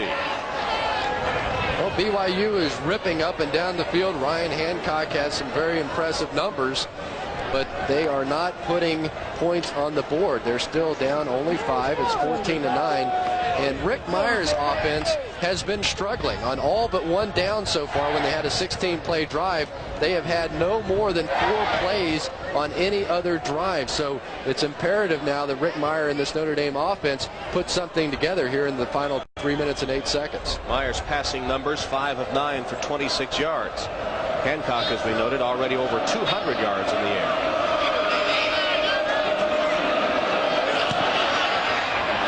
Lauder's kick sails right out of bounds. Like one of your 5 irons. And Notre Dame will get it at the 35-yard line. Lauder, that was an ugly kick. Well, Notre Dame will have good field position as they try to decide exactly what to do with this when they're allowed to accept it there or at the 35, I believe is the rule. Correct. So they'll take it at the 35. Well, we build this as the match between the two most potent offensive units in college football. And so far, I would have to say that the Air Force is whipping the infantry on every place but the scoreboard. Through the air, BYU 219 yards. Notre Dame mostly on the ground, 98 yards. 65 of those yards came on their long touchdown drive. But it's such an advantage in the red zone for teams that can run the football. If you can overwhelm your opponent, it gives you a big edge. Pitch to Bettis. Bettis from the tailback spot. Collared, but still manages to break through for about 5 yards. Hall and Brock finally get down the hard-charging Jerome Bettis. They hit him high, and you can't stop Bettis that way. Well, Ken Schmidt, the defensive coordinator, I believe would love to see Notre Dame continue with that strategy. He was more afraid of the direct, the leads and the blast and the fullback bellies that Notre Dame has, rather than running wide. Jerome Bettis is not going to destroy you running wide, but he can running right up the gut. You're saying from that tailback spot, you sometimes have to run east-west, and that's tough for him. Here's the pass complete to Mays. Derek Mays almost broke free. Just tripped up by Derwin Gray. Well, another catch without a touchdown. He's killing his streak, but now 5 catches on the season, 3 touchdowns. And Skip Holtz, the offensive coordinator, offensive coach for Notre Dame, said, well, with those numbers, you'd think that maybe this coaching staff isn't doing such a good job. Sounds like we got to get him the ball a little more. Well, 2 catches today by by Derek Mays. Zellers hit in his tracks by Brad Hunter.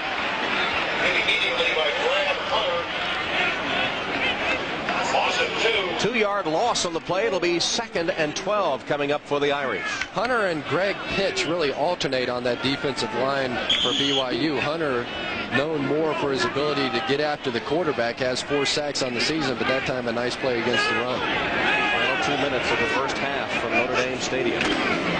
Meyer with a roll. Pump fake, and he's going to run. Not much there. Did you see big Randy Brock at 265 pounds chasing down and catching Meyer from behind? He loves it. He's all over the field. In 1991, he led the Cougars with 22 quarterback hurries and was 2nd on the team last year with 6.5 sacks. Has great athletic ability, and as you can see, he caught Rick Meyer from behind. Randy Brock, who was the Idaho State discus champ in high school when he was Idaho Defensive Player of the Year as a senior. Dawson, Briggs, and Brooks trips set left on 3rd and long. Inside the final minute of the half. Meyer in trouble, ducks away from another hit, fires across the field, intercepted and then fumbled. Let's see what it's ruled. It'll be an incomplete pass. I don't think so. They're going to give it to him. Now one official is saying incomplete, the others saying interception and then down. That has to be an incomplete pass. There was no control on the part of Derwin Gray. You have to be able to catch that thing, control it, and that's exactly what they're going to rule. See if you ever really... He took 2 steps. I'll tell you what, I believe that it's... I veto myself there. He did. He took 2 steps, had the ball under control, and the ground knocked it free, and the referees are going to miss this one. Well, you did too, though. I mean, don't be getting on the referees. 1, 2... I don't know, Tom. Looked like that was slipping just before it hit the ground. Let's give him a break. Let's say the referees are right. Here's Meyer to punt. Now he is the pooch punter, the short punter for Notre Dame. That one went straight up. And then bounces back. Well, there's a good solid 6-yard punt. 7. It's 7. You're wrong again. They would have been better off with the interception. That had them down to the 30-yard line. We're making a little light of this, but that really gives BYU an opportunity here. Watch Rick. He's just going to try and pooch it down the field, just a half wedge, if you will, and it goes off the side of his foot. But more importantly now, 38 seconds to go with 2 timeouts remaining for BYU. They've got a chance to put some points on the board. BYU with 38 seconds to work with. Hancock lofts it downfield, and Rex is open. And a good recovery on the ball by by Bobby Taylor, the freshman from Notre Dame, able at the last second to knock it away. He got a start last week when Greg Lane was hurt. He played cornerback, and Lou Holtz was very impressed with this young man. He's a natural safety, and as you can see, his athletic ability, also a basketball player. They think that he may well walk on at Notre Dame this year. Got way up in the air and knocked it away from Byron Rex. Great play. That basketball leaping ability. He was Texas 5A basketball player of the year.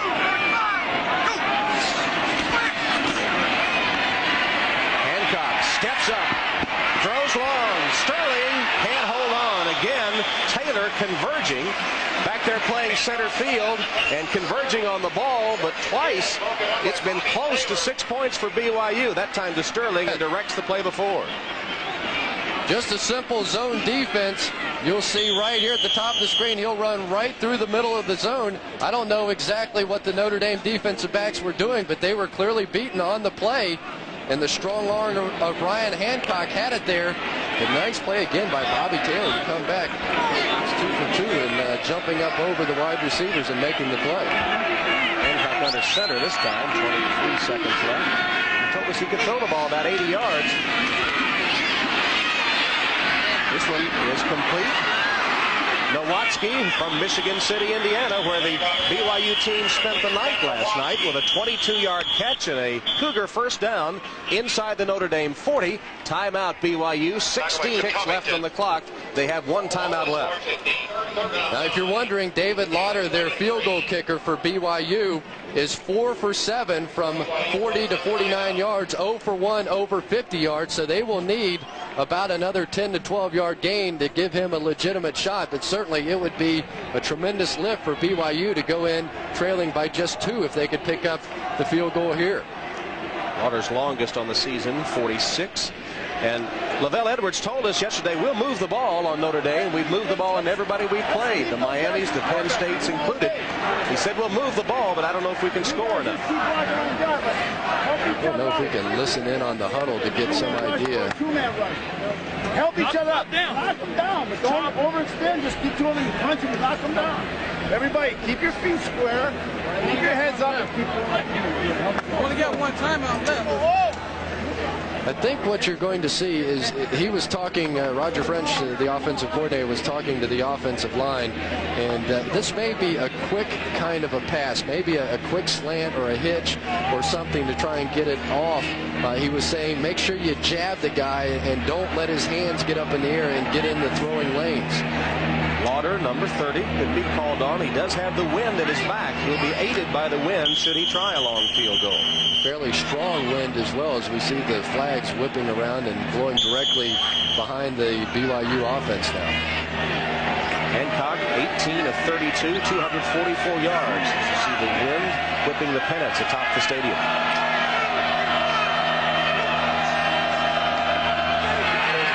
Hancock buys some time, and then they collapse on him from behind. The ball is free, and Notre Dame has it. Devon McDonald knocked the ball free. Jim Flanagan was there too. Big defensive play by the Irish. And they'll have it in the closing seconds here of the first half. 8 seconds left. We talked about how confident Ryan Hancock, the quarterback for BYU, is. That time too confident.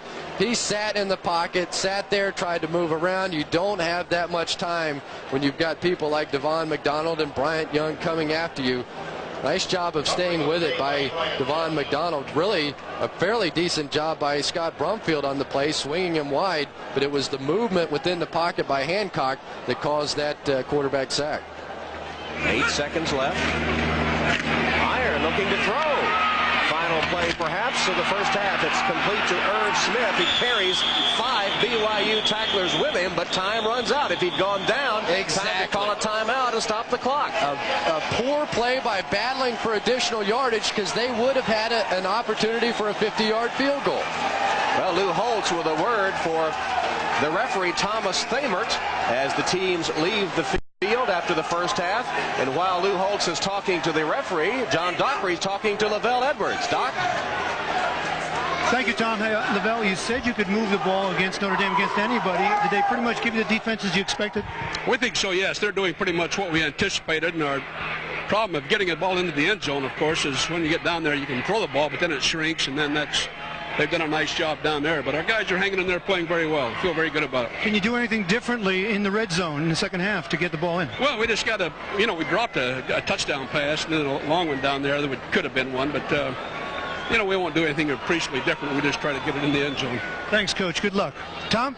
All right, Doc. Lavelle Edwards and his Cougars trailed Wyoming 21-7 at halftime last week before pulling out the victory. They've moved the ball up and down the field, and the difference so far in the first half, the cheap touchdown, the recovery by Demetrius DuBose in the end zone for the first Notre Dame score, and the Irish at halftime leading 14-9. Let's go to Jim Lampley. All right, coming up at halftime, we'll have scores and highlights of many college football games around the country. Miami, Alabama, and Michigan, 3 national championship contenders all rolling. Car for a few years. I want to save money. I want to have money. Tell me. Give me the facts. A fact like Subaru has that 93% of all their cars registered in the last 10 years are still on the road today. Give me names. A name like Bill Sandstrom, who's driven his Subaru 330,000 miles. Stop talking news. Stop talking shiny. Start talking sense. Tell me. I got the money. I want to know what to drive.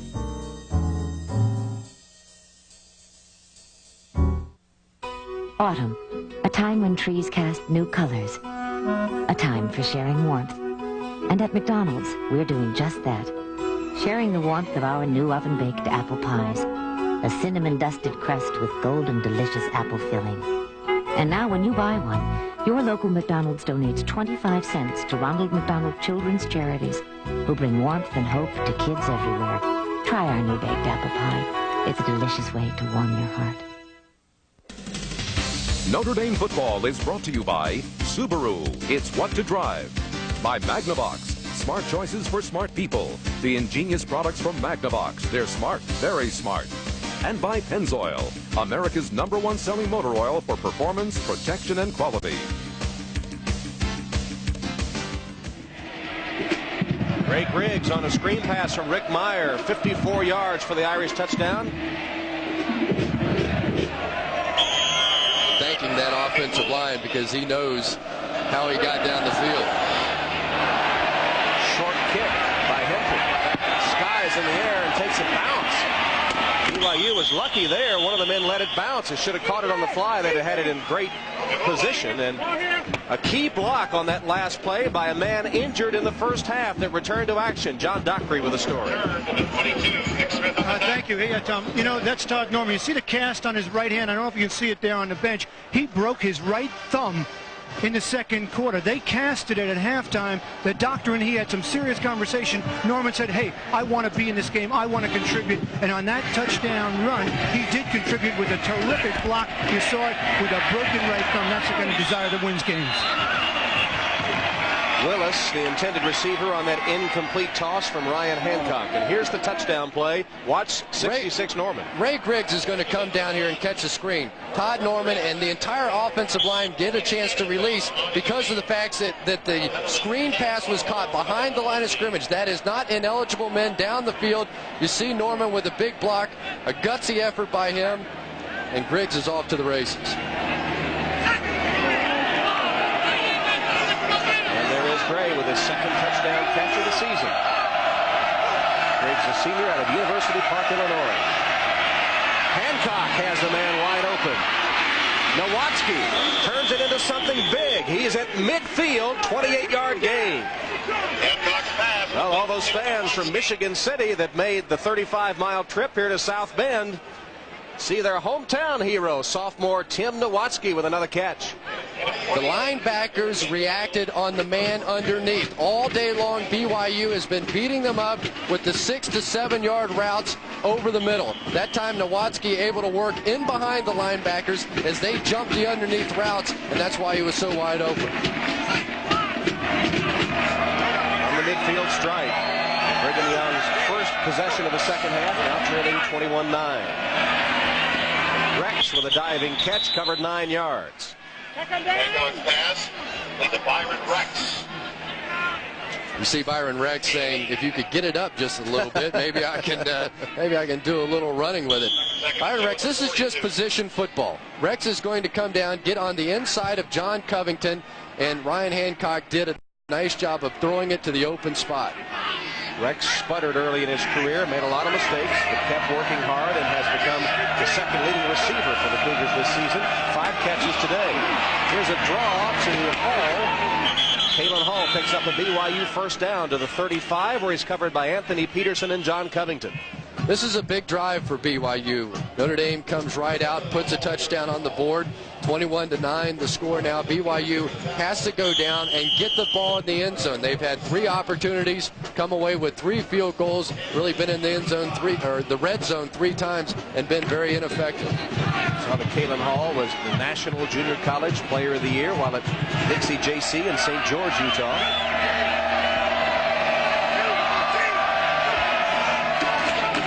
Same play. Big rooms. Hall inside the 20.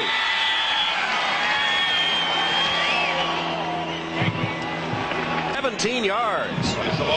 Here's the danger when you try to run a blitz and you pick it up. Did you see the trap block there on Bryant Young? That's what sprung it right up the middle. The blitzing linebackers did not pinch in tight enough on the center. They allowed the trap to take place in front of them, and that sprung Kalen Hall. Hall, Nevada High School Player of the Year twice in his career at Las Vegas Valley. This will be Willis as BYU goes to the ground attack. Somewhat surprisingly to the 15-yard line. Anthony Peterson on the tackle. That's a gain of 4. Back to the well once too often for Roger French. They've had success throwing the ball. They've gotten their attention by running the quick trap up the middle. The linebackers can't be flying out of there. Need to get back to what they do best. That's throwing the football. Otis Sterling coming back in the game. I think without question you'll see a pass here. Mel Edwards was a defensive coach before he was hired as the head coach at BYU, and said the success of Virgil Carter at quarterback with a passing game when he was defensive coach inspired him to switch to this vaunted passing attack. Hancock's pass, diving catch made by Christensen at about the 9-yard line, a yard short of the first down. That time BYU flooded the zone. They had Byron Rex deep in the same exact zone position as the running back coming out of the backfield, Christensen, and just dumped it off. They'll take the 4 or 5 yard gain, set it up for a 3rd down and about 1.5. You have to believe now that for Lavelle Edwards, this is 4-down territory. That regardless of what happens here, they're going to come back and go for it on 4th down. So this may be a run this time. 8th play of the drive. Draw play. Hall slips, but still got the first down to the 5.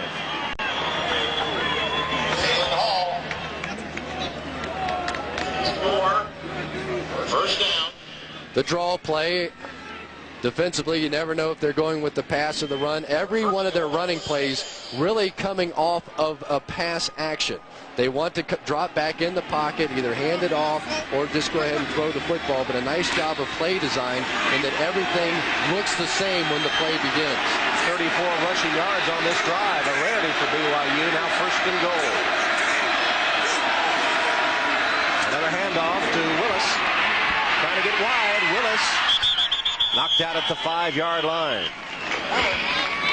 That's the exact play that they gave up the touchdown on earlier in the ball game. Willis was supposed to take the handoff earlier, and they fumbled it, ended up with a Notre Dame touchdown. But I really disagree with this play call down on the goal line. Notre Dame's athletes are simply better than BYU's athletes. They're going to be able to outrun Jamal Willis to the corner, and now you have a 2nd down and 5, no gain. Edwards likely to go to the air here on 2nd and goal, ball at the 5-yard line. Hancock, touchdown pass. Tim Nowatzki from Michigan City, Indiana, with a touchdown is mobbed in the end zone. He had 50 tickets. They're all here. And a big moment for the sophomore from Michigan City.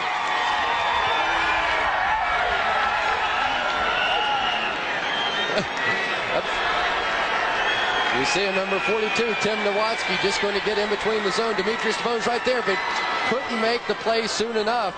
And that is the easiest way to complete a pass down around the goal line, throwing directly in front of the quarterback because it happens so quickly. And the field goal is good. And BYU keeps that string of consecutive games with a touchdown pass intact. Well, he's not John Hancock, but he's putting his signature on this game. Ryan Hancock with a touchdown pass to Nowatzki. Today, for the first time in half a century, America is not at war. And America's wartime economy is changing to a peacetime economy. If that changes... Hearing section is chanting 42, 42. Tim Nowatzki caps off a 10-play, 78-yard BYU drive. Hi, Grandma. That's for you, man. Grandma will enjoy that. Did that make the end zone before it went out of bounds? Yes, touchback. Notre Dame will take over at its 20-yard line as BYU, with that last score, adds to its NCAA record with 43 consecutive games with a touchdown pass. Let's go back to the touchdown play. Here's Tim Nowatzki right here. He's going to come down, get in between. Watch Demetrius DeBose jump the route. And look in behind. Tyler Anderson is going to be completely open. We'll see if they come back with that later in the ball game. DeBose jumps the route. Anderson comes completely free after DeBose vacated his zone. I think, though, they did right giving it to the homeboy, Nowatzki, letting him have a little glory, huh? No question. Brooks on the pitch. Blockers in front. Doesn't matter. BYU comes up quickly in the pursuit led by Brad Hunter, the big would-be punter. And, of course, Chad Hansen is always around the football to stop Brooks for a short game. Tom, Reggie Brooks is not sound. This is not the Reggie Brooks that we have seen in the first 3 games that we have done. He looks tentative running in towards the hole and really has not been the player that Reggie Brooks. He's been so impressive this entire season, and he hasn't really been able to explode into the holes the way that he has been. With a hip flexor injury, he's lined up in the tailback spot and gets the call again.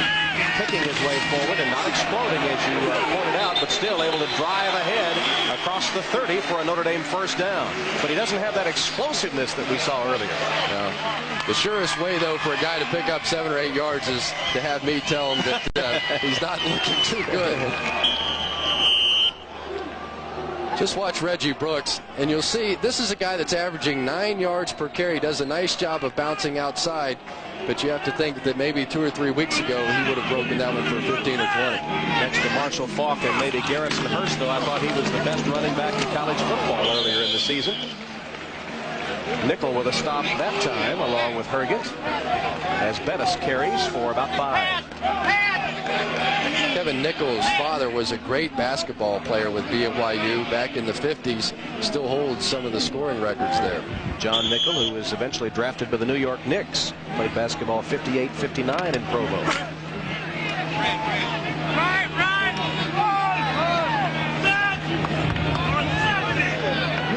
Double wide set right.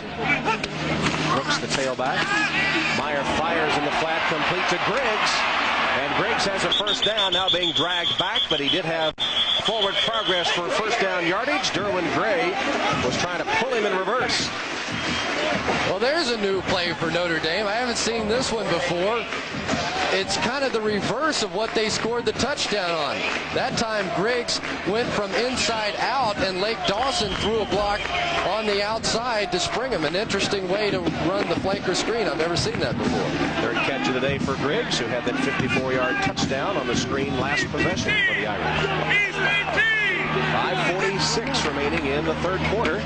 Brooks bursts free. Twists his way for a first down across the 35 of BYU. Brad Clark able to trip up Reggie Brooks, who had a head of steam going that time.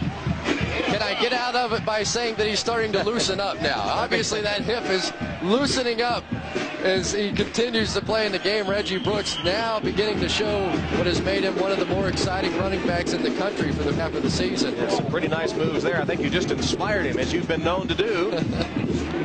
What a difference, though. When they can put Bettis at fullback and Brooks at tailback, that's how this team became the #3 rushing team in the country. Lou Holtz saw his team score on his first possession. Lavelle Edwards ditto. Brooks trying to bounce it to the outside. Pretty nice move, but not enough to get away from Brad Clark, who was hanging on to a leg for dear life. Well, now the offense is beginning to take over in this ball game. This is much more of the type of game that we expected. Notre Dame averaging 38 points, BYU averaging 31, the #1, #2 offenses in the country. And so far, the defenses haven't been able to stop them on either side of the ball.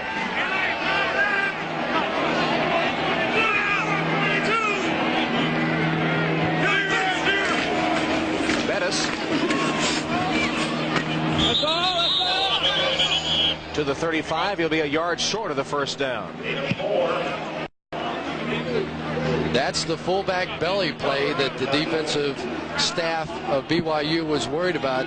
So we're not worried that Notre Dame will beat us with any kind of a trick play, anything fancy, but we are concerned that with their big, powerful offensive line that they'll be able to take it and just run it right between the tackles, and we won't be able to do anything about it. There's that full house T formation. Smith and McBride, 2 tight ends. 3rd and 1. Bettis has the first down. Doug Stone on the tackle of Bettis, who remains on the grass. And that's all Notre Dame needs is another key running back injury.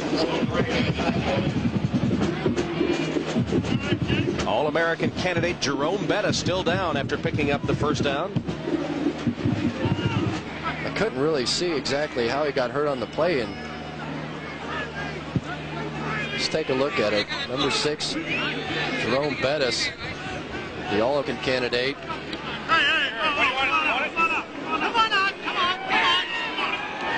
Twisted down there. Oh, there it is, right at the end of the play. The thigh jams his neck back. I think that's why you're seeing him. So Bettis, who has gained 89 yards today, still down. We'll check him when we come back to South Bend. Our instructions had an error, and 1,000 orders were due Friday. With the speed of a Xerox digital color copier, you'll get this order on the road again. Intelligent color for any document, only from Xerox. Putting it together. We'd like color in our copies, but what small business can afford it? With Xerox Highlight Color, concerns about the cost of color disappear with just a touch. Intelligent color for any document, only from Xerox. Putting it together. A test drive, 6 miles on smooth roads. If I was only driving 6 miles on smooth roads, I'd buy a bike. I'd get in shape. Let me test drive in rush hour traffic so I can see if it'll last like a Subaru. Let me test drive it to snowy Alaska so I can see if it has all-wheel drive like a Legacy. Don't take me around the block. Let's get it to 50 and slam the brakes so I can see if it offers anti-lock brakes like a Legacy. Test drives aren't real. What's real is the money I'm spending. Show me. Tell me. I have the money. I want to know what to drive.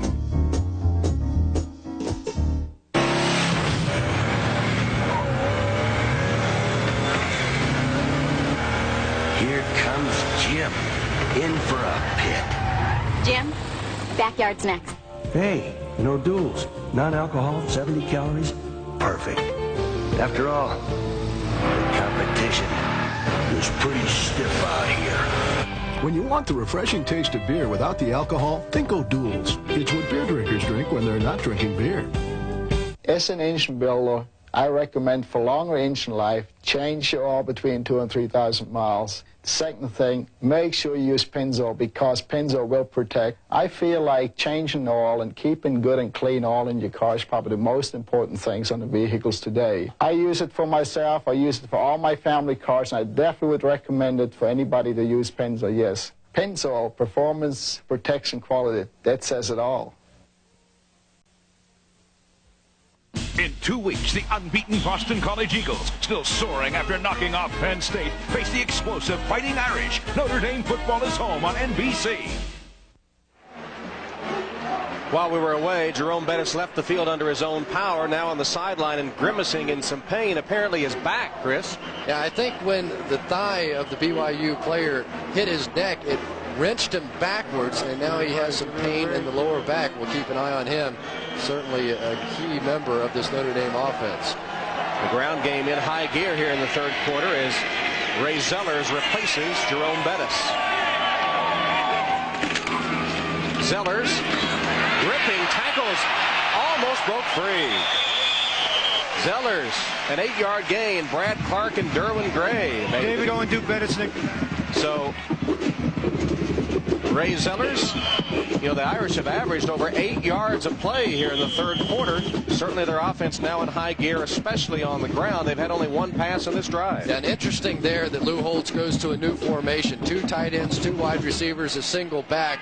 And you just have to wonder how healthy these running backs are. Is Reggie Brooks ready to run? He's back in now. He's at tailback. Zellers the fullback. This is Brooks. Is he ready? He twists and turns and picks up a first down inside the 15 of BYU. Again, the safeties, Gray and Clark, are forced to make the tackle as Brooks breaks through the initial defense of the Cougars. This Notre Dame offensive line is really beginning to take over the game. Lindsey Knapp, Aaron Taylor, Tim Ruddy, Todd Norman, of course, playing with the broken thumb now, Justin Hall. They're just overpowering BYU's defensive line. In the two tight end formation, McBride and Smith have done a good job blocking on this drive. Hand to Brooks. Nice defensive play by Shad Hansen, the senior from Danville, California, #1 tackler on the Cougar squad, with a big play there. Air Force coach Fisher DeBerry called Hansen the most underrated player in the WAC, and he certainly is talented. Here comes Jerome Bettis back in the game. He got a great ovation as he left the field, gets another one as he comes back on. Probably didn't like that run by Zeller, so that may have been a little too impressive. Suddenly his back felt better. Yeah. 12th play of the drive, only one pass so far. Option. Meyer to the 7th.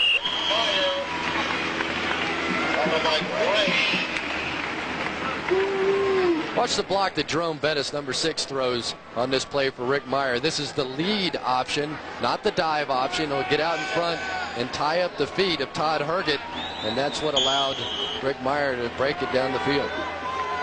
Big third down play now, 3rd down and about 3. What we've seen from Lou Holtz so far is a willingness to go for it on 4th down, probably another 2-down situation. Wouldn't be surprised if we see back-to-back runs. Burris in the backfield with Bettis and Lytle. Option again. Meyer keeps.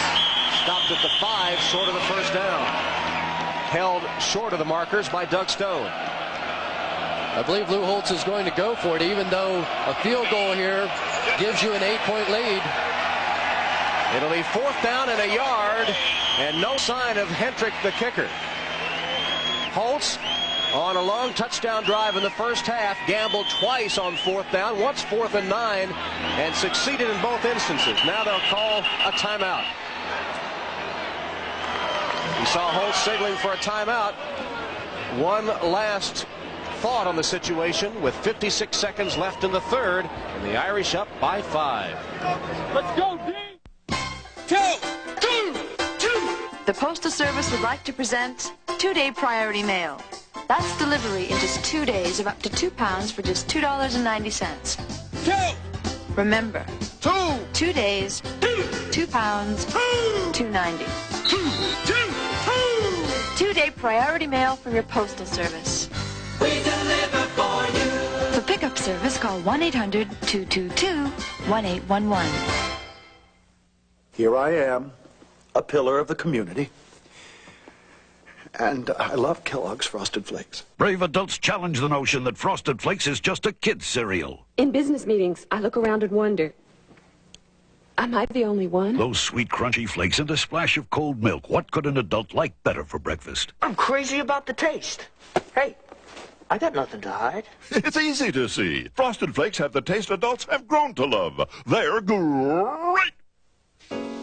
Families are big business, so everybody says theirs is a family car. All right, tell me it has 90 cubic feet of passenger space like a Subaru Legacy then. Enough room for 5 so you're close but not touching me close. Tell me it has a quiet, horizontally opposed engine like the Legacy. There's enough noise already with a family. Tell me it offers all-wheel drive and anti-lock brakes like a Legacy. A family car is for my family, not some other family I don't care so much about. Tell me I have the money. I want to know what to drive. Ross Pro. Join me with host Christopher Walken in Arrested Development this week on Saturday Night Live. This thing here's voting for. Traded touchdowns here in the 3rd quarter. And already on this drive, Notre Dame has marched 75 yards, now facing a 4th and 1 from the BYU 5.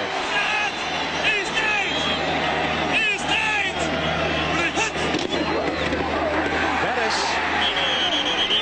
scrambling for yardage. It'll be very close. The spot of the football will determine this. They do not have it. You see the side judge coming in and barely marking it over the 5-yard line. That's not even close. They're eyeballing it, and it would appear to be there's going to be a measurement. Not even close. I don't think they made it. What a huge defensive stand that would be by BYU after the Irish had driven 75 yards, making a strong bid to put the game away.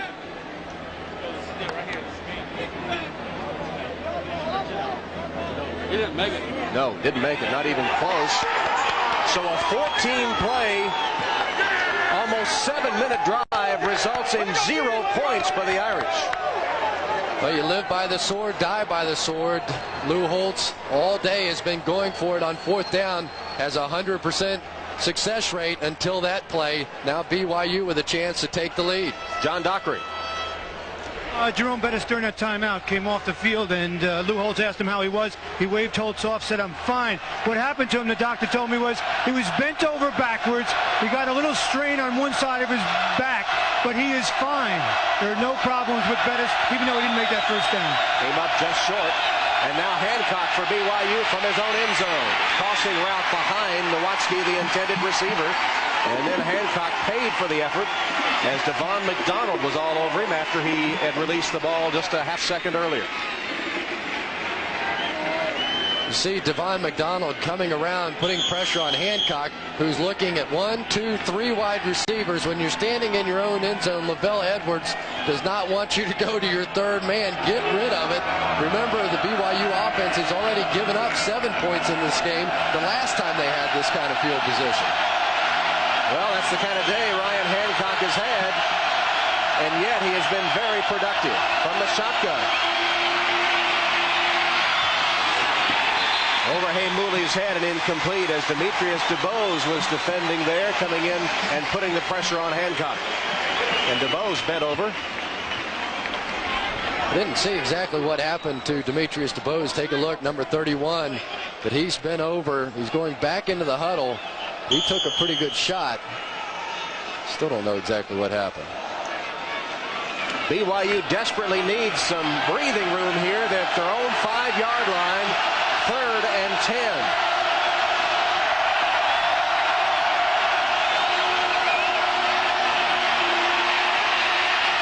Hancock's pass. Graves, the intended receiver. DeBose was back in coverage, and Burris was there too. That could have been close to interference. Clearly the Notre Dame defender got there early, but I believe the call is going to be that Jeff Burris, while he did hit him, the ball was not catchable by Eric Drage. Watch Jeff Burris. Clearly there early. You can only see the shadow of the ball. But it looked like he got a hand on it, so you have to at least consider the possibility that he could have caught it. No call, though, and now Hunter to punt with the win from the back of his own end zone. No pressure on him at all. The big guy takes aim and sends it booming downfield. Miller from the 30. Miller with a great return. Flags are down. Just tripped up. It'll come back, says Hunter. He's hit 65 yards with the help of the wind. And Miller's 27-yard return could be brought back. Push in the back. If you can read lips, you just saw the referee say a push in the back. They'll take Notre Dame back inside the 40. Well, it takes Hunter a little while to get it off, but once he puts the foot to it, it goes. I talked to Brad Hunter on the field before the game. Watch his reaction. He knows he hit a great one. Nice leg extension, too. Yeah, gone. But he said that one time after a safety, he was up there getting ready to kick it, punting on after the safety, and the referee said, "All right, who's kicking the ball?" He said, "I am." He said, "Now, come on now, who's really kicking the ball?" So I'm telling you, I'm the punter.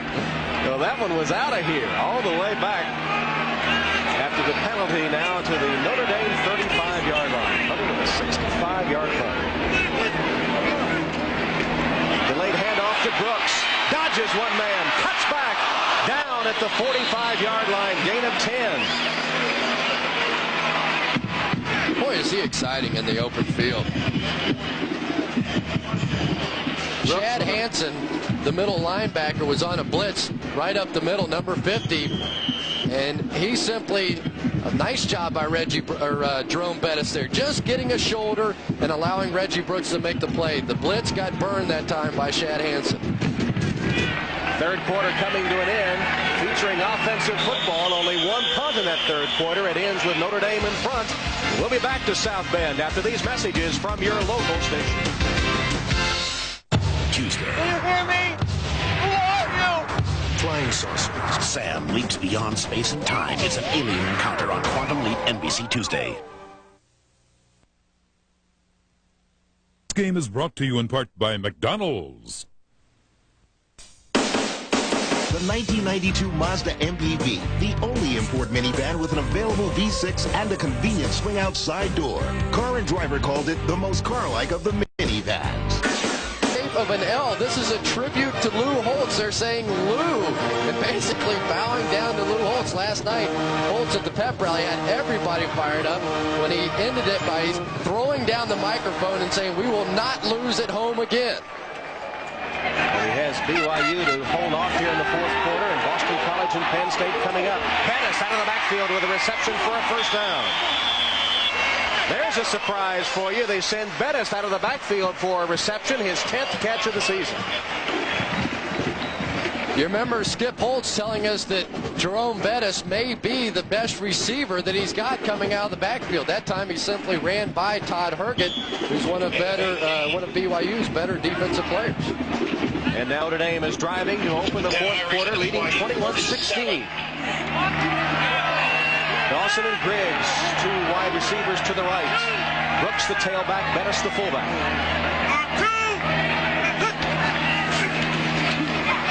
Meyer on the option. Flag down as Meyer keeps and picks up good yardage. It would be enough for the first down if the flag does not nullify it.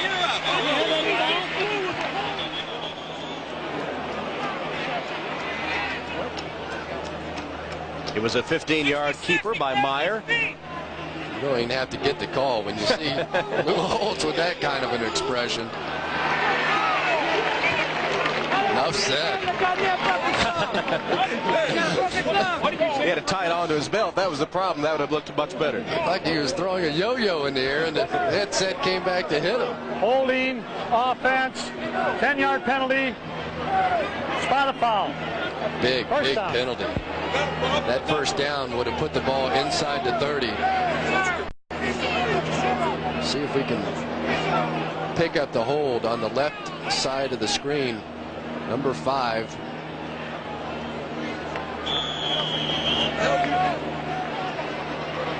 Now, I believe it happened on the backside. Ray Griggs got a hand on Derwin Gray, but I believe it happened on the backside. Really a meaningless block on the backside tight end. He might have been right. I don't think that was a penalty. Meyer with a handoff to Brooks, picking his way forward. Here's Reggie Brooks. Just tackled by the last man that had a shot at him, Derwin Gray. Yeah, I think Brooks is back. That hip is feeling much better. That one, 25 yards. It's unfortunate that sometimes when you talk about Heisman Trophy candidates, all the preseason publicity takes precedence over what actually happens on the field. Clearly, Reggie Brooks has been the best back, the best off player for Notre Dame this year, and yet Rick Meyer and Jerome Bettis consistently get more attention. Irish first down, moving early in the fourth quarter. Meyer dodges the first man, Kent the second, who is Todd Herget. And on the option play, he is stopped for a loss of 3 yards. They continue to try to run this option play. That time the lead, once again, the same play that they picked up 10 on before. Meyer lucky to hold on to the football. He never saw Todd Herget coming from behind. Herget, a Canadian native. No doubt watching the World Series with a lot of interest. It's 2nd and 13, actually, between 12 and 13 for the first. Pressure on Meyer. Nice pass to Bettis. Meyer, just a split second before he was hit, got rid of the football. I don't know what they call that in the Notre Dame offense. We used to call it a scat read by the back, where he really has no blocking protection. From time to time, you can't allow your blockers, your back, to block every single time. Here, Rick Meyer barely able to get it off right at the last minute. Nice job of waiting for Bettis to get around the corner. Kevin Nickel almost had a sack with Meyer. Instead, it's a completion to Bettis. Now 3rd and 6. Delayed handoff to Bettis. Following blockers. Bettis to the end zone. Touchdown.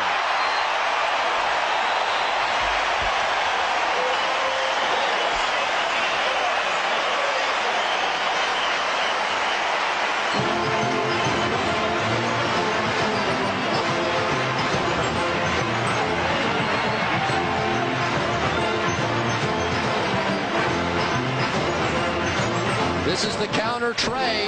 You see the guard and the tackle pulling, and this is a mismatch. You get Justin Hall out there on Derwin Gray. An easy touchdown for Jerome Bettis. Justin Hall buried Derwin Gray, and Bettis was able to romp into the end zone. Hendrick for the extra point. And the kick is good. So Notre Dame with 12:46 left in the game, taking command up 28-16. When you compare Bravada's Smart Track to Explorer's four-wheel drive, it's easy to see who's in control of the situation and who's slipping up. Oldsmobile, the power of intelligent engineering. Up a steep grade, under slippery conditions, the Oldsmobile Bravada can beat the Ford Explorer. Even with one boat tied behind its back. Oldsmobile, the power of intelligent engineering. Oh, he looked scarier 25 years ago. Did I? You looked scared. I don't know. I thought I hit it well for an innocent groom. You were innocent for the 60s. Any regrets? Jerome Bettis. 6 for 6, baby. 6 for 6, I'm back. He is back. The irrepressible Jerome Bettis, 6 for 6. And Notre Dame has taken control of the game, now up by 28-16 as the kickoff is down to the end zone, giving us a chance to check in once again with Jim Lampley for a college football update. Jim? All right, thank you, Tom. Bold dreams fade at Wisconsin. Trailing Indiana 10-3 in Bloomington, the Badgers got a late chance, but in the last minute missed twice from the 2-yard line. That, the 4th down pass from Bevel off the hands of tight end Michael Rowan. Indiana holds on to win 10-3, Wisconsin's 3rd loss. Tom and Chris. All right, Jim, 28-16 here. Notre Dame with 12:46 left in the game. Hancock with protection. And Drage couldn't handle it. It was a bit behind him. And Drage has been held to only 1 reception so far today. The game was turned around really here in the second half in favor of the Irish. Look at the yards by quarters. And just taking the second half, Notre Dame with 230 second half yards versus 132 in the first half. BYU had 220 in the first half, only 78 in the second. But Notre Dame has given up more than double the points in the 4th quarter that they've given up in any other quarter. So this will be a real test for the Notre Dame defense. BYU has had a lot of success throwing the football today. Hancock, wide open, Drage on a crossing pattern. Had a little trouble hanging on to it, and that slowed his momentum a bit, perhaps, and he stopped short of the first down by John Covington. Eric Drage has really been a non-factor so far in this ball game. A couple of short passes. We talked about earlier in the show, he's 2nd in the nation, averaging 125 yards per game. Today, just 15 yards. Drage has scored 10 touchdowns this season. Those are always fun to catch, running full speed over the middle, not knowing exactly where the linebackers are.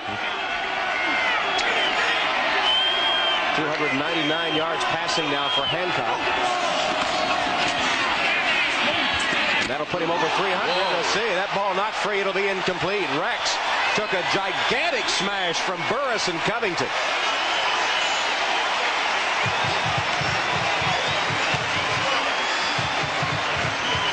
Byron Rex wants to get the license plate of this truck. Jeff Burris, wow. Not only did he put the big lick on Byron Rex, but he also put his helmet right on the football and broke it up. That would have been a first down for BYU. Great play by Jeff Burris. Hunter to punt. This is the first meeting between BYU and Notre Dame, but a BYU quarterback, Steve Young, and a Notre Dame running back, Ricky Waters, are combining with the San Francisco 49ers. And here's Hunter, 6'7", 280-pound Hunter runs for a first down. 13 yards, it's good.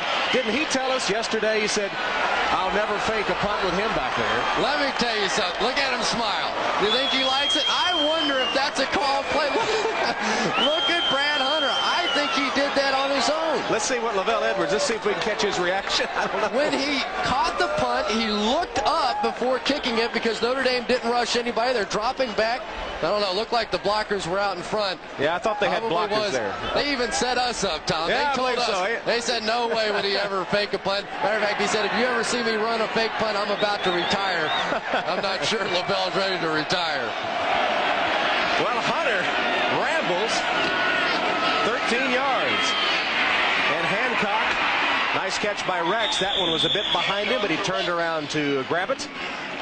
In a gain of about 8 yards. So I don't think Lavelle is going to retire, but Brian Hunter, 280 pounds, running for a first down from punt formation. Boy, has this been a fun game to watch. Going for it on fourth down. Look at Lavelle. He's still bragging about it. Look at Brad. Yeah, he had a little slap saying, yeah, that's a good run. We couldn't reach him to pat him on the back. Who would have wanted to tackle him? That's the question. Dangerous pass and a flag down. That's incomplete, intended for Drage. Good defense by John Covington. Could be a holding call. It is against BYU.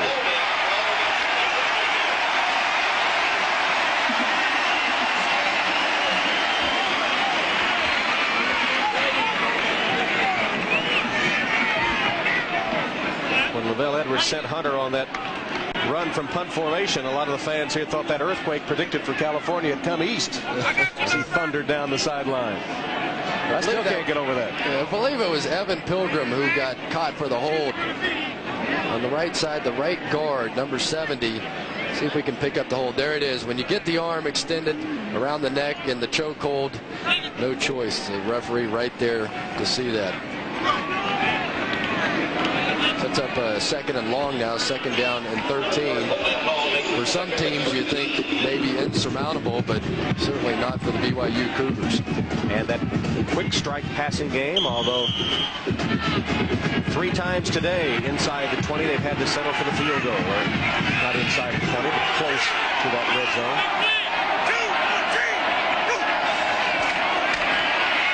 Hancock rolled right into the defense and threw it up for grabs, and Burris is the one that grabs it.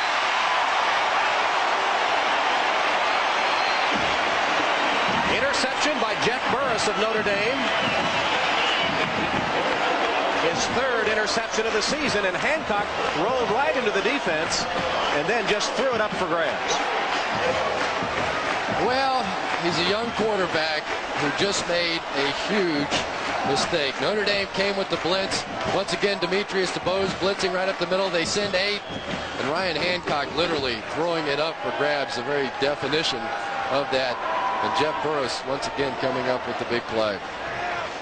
You know, he does so many nice things, Ryan Hancock, but from time to time he can really pull the boneheaded play as well. But just starting his 4th game, and here's Brooks. How in the world did he get away from those tacklers? They had him behind the line. Nathan Hall finally brings him down. This will not be a pleasant phone call for Mr. Hancock. He said, Coach, I'm sorry. That's all you can do. You go over there and you say, Coach, I'm sorry. If they give me the ball back, I'll try it one more time. But he is really taking BYU out of this football game with that play. Only his 4th collegiate start today, and he's passed for over 300 yards. But that was a costly interception as he just made an ill-advised throw of the football.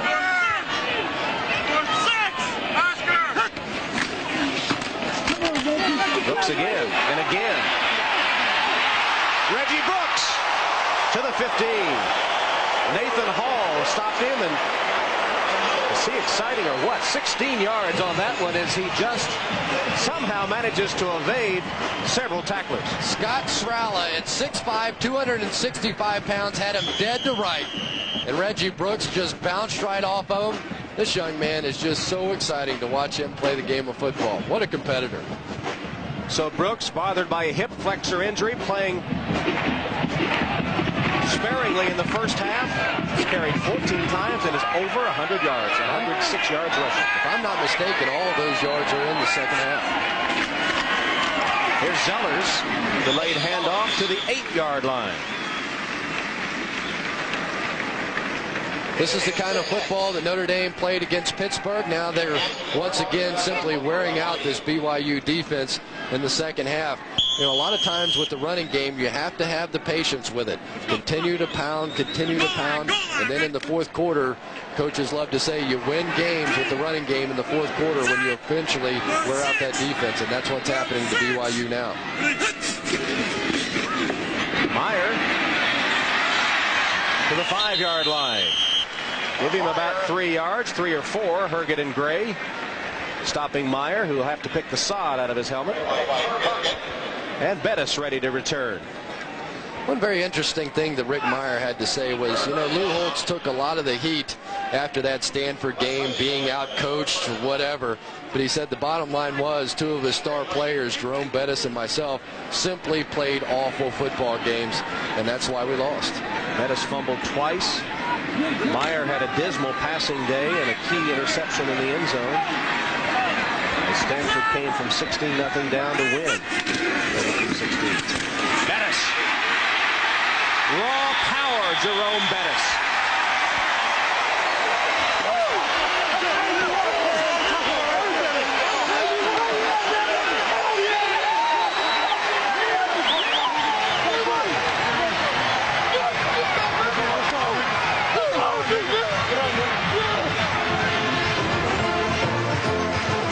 Interception leads to the Notre Dame touchdown.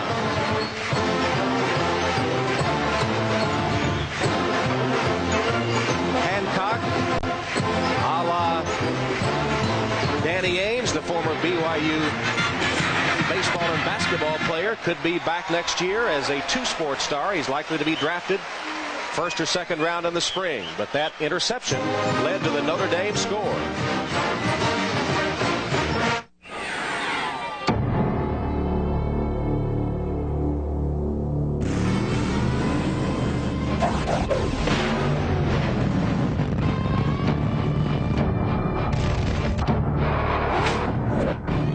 There's only one way I know how to drive.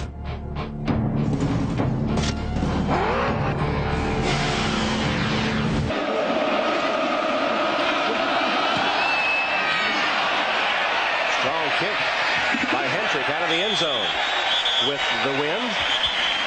And this has to bring a smile to the face of Lou Holtz. And to Rick Meyer. Boy, it sure is easy. Got a 250-pound fullback that can do that.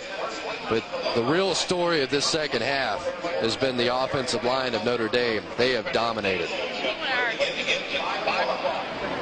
Another 6 for 6. Well, let's say 6 for 66 and 6 for 73 and for 84. He's had a little help along the way. Both Bettis and Brooks over 100 yards rushing, with most of the damage done here in the second half. In Brooks' case, all of it. Hancock is sacked. Looked like Devon McDonald was the first to reach Ryan Hancock. Devon McDonald is a classic tweener as far as the pros are concerned, but he has shown tremendous speed and quickness in coming around the corner all season long. We have talked about so many players on this defensive line, Flanagan and Bryant Young, but as far as getting after the quarterback, Devon McDonald is clearly the best on this Notre Dame defense. Devon's twin brother Ricardo was an All-American for Pitt last year and now is playing in the NFL with the Bengals. That one was almost intercepted off the hand of the intended receiver, and Brian McGee, the freshman, nearly had his first collegiate pickoff. Hall was the man that was the intended recipient of the Hancock pass. Devon McDonald had a younger brother that was killed in a gang-related incident back in Patterson, New Jersey last summer, and Devon keeps the picture of his deceased brother on the wall of his room, his dorm room here at Notre Dame, and after each game returns and says that one was for you. That was the summer before last. His brother was killed, the summer of '91. Hancock's pass into traffic. Intended for Nowatzki. Was it intercepted? They came down with simultaneous possession, but I think Tom Carter wrestled away the football. Well, Carter was telling his defensive back teammates that BYU is going to bring it downtown, but high risk can be high return. He got a return on that interception for Tom Carter. It's his 4th of the season. Tom Carter has been waiting for an opportunity to play against a passing team like BYU. Because of the conservative style of play that Notre Dame uses, he hasn't really been given a chance to showcase his talents, but what a great athlete he is.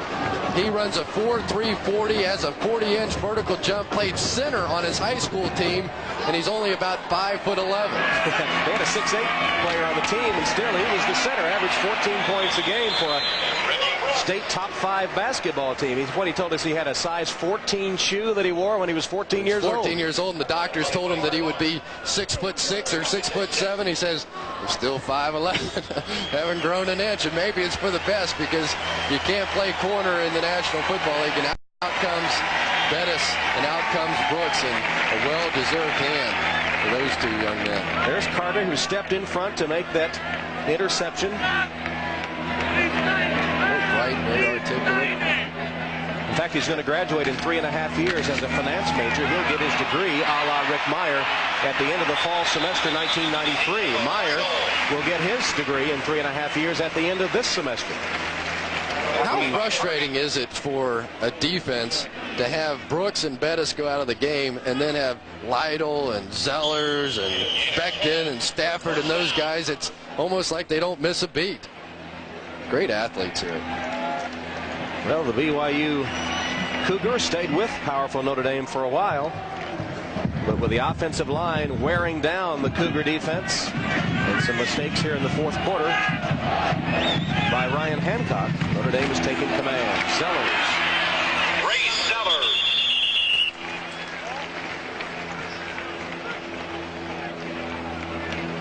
This is really a good game for Notre Dame to have seen a passing attack like Boston or like BYU, because Boston College is coming up on the schedule, and they certainly are every bit as talented, if not more so, at throwing the football than are these BYU Cougars. Lou Holtz telling the pep rally no more losses at home and with a tough remaining schedule. As John Dockery was saying before the game, a pivotal contest here for Notre Dame. Lytle. Dean Lytle can't quite get there. Here's what Notre Dame has left for this season. They play Navy at the Meadowlands next week. 2 tough home games left, Boston College and Penn State. And on the road then to a much improved USC team. So tough remaining schedule for the Irish after their game against Navy next week. Then they close out with 3 ranked teams. Yeah, Boston College probably the surprise of college football so far this year with that big win over Penn State, shocking Joe Paterno's troops. First and goal now from the 1-yard line. Lytle, who got him close, can't quite get him in.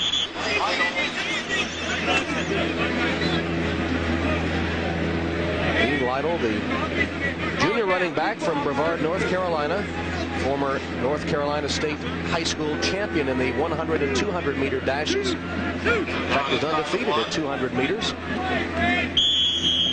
Played defensive end for a while here at Notre Dame. Tom, you have to go back to the job that Reggie Brooks did in the 3rd quarter of this football game, though. Coming in, not 100%, but really dominated, took over, and allowed Notre Dame to win this game. This is Jeff Burris, the safety. He squirts into the end zone for his 2nd touchdown of the season.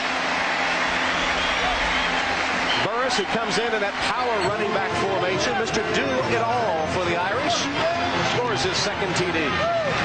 He's Mr. Versatility. He's played strong safety, free safety, cornerback. and now scores his second touchdown as a running back. Lavelle Edwards is now getting a feel for just how powerful this Notre Dame offense could be. Well, as their coaches were telling us, and which we have heard all the coaches say, Notre Dame has so many different offensive weapons. Pendergast is on now to try the extra point, his first of the game, and he boots it through. Pendergast, who is a star on the Notre Dame soccer team. In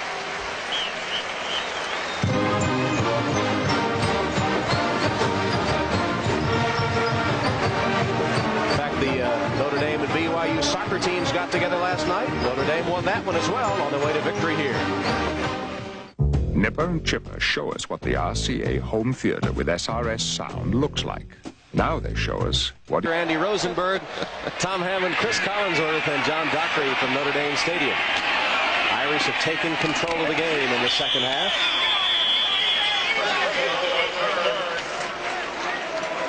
Well, we have a couple of Irish backs over 100 yards rushing on the day, so let's take a look at the Xerox Sports Facts, who was the last Irish back to rush for 100 yards a game for the entire season. Averaging over 100 a game in the entire season. We'll give you that sports fact momentarily. We'll give you the answer right after this play. Ryan Hancock set to put it up as the Irish getting some reserves on the field. And they have to take a timeout because they didn't have all their players in place. Rick Minter's defense getting some reserves in and having to spend a timeout, though it doesn't really matter at this point. It just gives us a chance to give you the answer to our sports fact. Last Irish running back to average 100 yards a game for an entire season. It occurred in 1985, and it was Alan Pinkett. He had 1,100 total rushing yards that season, averaging exactly 100 yards per game. And let's go down to John Dockery on the sideline. Tom, how are you? I'm way over here on the far side of the field in the stands with the Nowatzki family, and that's Marcia, Carl, and Carrie. And what were you telling me about Tim's touchdown today for BYU? Today was his first college touchdown ever. First ever? Yes, in college. Wow, that's a special day. And I know it was kind of a bittersweet time for you over the last few days. Can you share that with us? Well, this past week, his grandfather, who of course he was very, very close to, died. And yesterday he was able to be his pallbearer also. So Tim, really, we had such mixed emotions because he was so pumped up for this game at the beginning of the week. And then I had to call him and let him know about his grandfather. But he was able to be with us and the rest of the family. And he really appreciated that and came out today to play. And I understand, and all of you coming out today, 68 strong here from Michigan City, just 35 miles away from Notre Dame. Yes, it is. 35 miles away, yes. First touchdown against Notre Dame right in the shadow of the dome. It couldn't have happened to a better time. Was he a Notre Dame fan growing up? Were you Notre Dame? Yes, we burnt all that and threw it in the garbage when they never sent him one letter. He was recruited by Michigan, Nebraska, and a lot of the Big Ten, and UCLA and other teams, but never one letter from Notre Dame. So. Well, thank you for sharing that with us. Good luck to you. Tom? All right, John, so some measure of revenge with a touchdown catch for Nowatzki today. If you'll remember, we heard him on the sideline after that catch mentioning his grandparents, his grandfather passing away, and Nowatzki coming on to play today and scoring a touchdown, his first collegiate TD. One of the stories for this ball game, though, involves another BYU receiver, and that's Eric Drage. Notre Dame and Rick Minter has really come up with a good defensive scheme today to take away the second leading wide receiver in the nation. Only 3 catches, I believe, on the afternoon right now for Eric Drage. 26 yards. He came in to this game with 3 consecutive games over 100 yards receiving. Notre Dame took him out of the game, a non-factor, as you said earlier. Mooley on that completion almost lost the football. Got it back and takes it across the 40, tackled by Jeff Burris. Seeing a couple of good freshmen in the backfield for Notre Dame. One, Brian McGee, who just missed that tackle, which made me think of him, but he played awfully well against Pitt when they had some injuries in their secondary. And also Bobby Taylor, the basketball player who may well be walking on for Notre Dame later this year. Play a little college basketball, boy. He can do it all. Said he would as long as his grades were good. Here's Ryan Hancock about to attempt his 51st pass of the game. Incomplete, broken up by Carter. intended for Doman. Don't forget to join us for NFL football tomorrow. It all starts with NFL Live at 12:30. There's the lineup you'll see. First game, Cincinnati-Houston or Seattle the Giants. 4 o'clock game, Indy-Miami, Denver-San Diego, or Cleveland-New England. Check your local listings. Cincy thinks they have a little better game plan ready for Houston this time around. Warren Moon, I don't mean to be rude, but that brings a chuckle. Had a field day the last time they played the Bengals. I watched the Monday night game at Pittsburgh, and I can't help but chuckle at that. Hancock's pass complete as they picked up the Notre Dame blitz, and Rex makes the reception. Sort of ironic that they now are going back to the middle of the field. Lou Holtz has just been flagged. He ran onto the field complaining, and he got a flag thrown. And got a Lou chant. Lou from the crowd. Oh, wait a minute. Somebody give him a helmet. He wants to play. But, yeah. Well, this is the most emotional we've seen.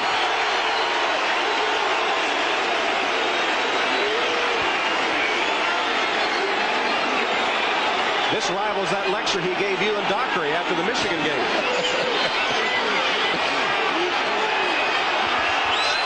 Wait a minute. This has turned into big-time wrestling. Looked like Hulk Hogan going after the referee. He's still hot. Lou, you're up 42-16. Did he get thrown out?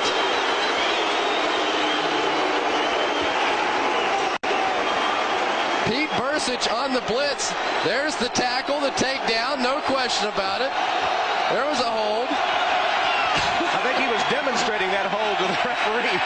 It got only mixed reviews, I might add. Valdez with a catch in front of Carter. We're going to have a Lou cam, isolate him throughout the game. There may not be any grass left on this field after Lou gets finished. He's upset. He's a fiery guy. Really is intense. Doesn't like the idea. Watch this one more time. This is the neck hold right there. I got you. The referee said, "Now, Lou, you're not really going to flip me over your hip, are you?" Now, John Dockery is going to have to go down to confront Lou perhaps a little later. He might be the victim of one of those holds. I don't know if Lou has any other holds in his arsenal. Hancock's pass for Drage. Good position by Carter. Really an outstanding afternoon for Tom Carter. He has picked his game up a notch. It looks like when we talked to Lou Holtz yesterday, we sort of questioned some of the defensive backs and the way that they have been playing so far off the wide receivers this year. Well, this afternoon, Rick Minner has them up much closer, and when you have the athletic ability of a Tom Carter, it is certainly the right strategy to employ. It's been an impressive second half performance by the Irish, offense and defense. Almost a shoestring catch by Steve Christensen. You don't think Doc could get him to show us that hold one more time? Now, I would love to see, I've got to admit, I would love to see Lou with a chokehold on John Dockery. I think there are about 1 billion Notre Dame fans around the country who might like to see the same thing. The sideline slasher. Here's the reverse angle on this now. Says right there, I've got him. Look, the referee. You see me? He said, now, whoa, wait a minute. How many times do you think we'll see that now in the next few days? Oh, that's great. Burris with his second interception.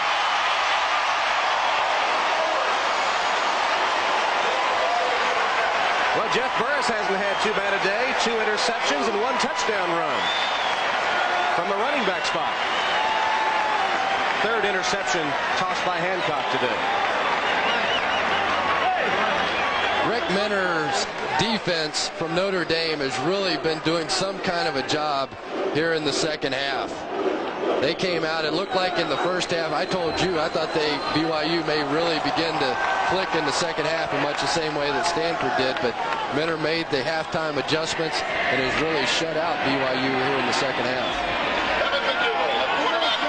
BYU scored on its first possession of the second half, and since then it's been all Notre Dame. Here's Kevin McDougal in at quarterback and having to call a timeout. McDougal against Pitt got to play in the second quarter. We asked Lou Holtz yesterday if that would happen today. He said no, the second unit hasn't earned it this week.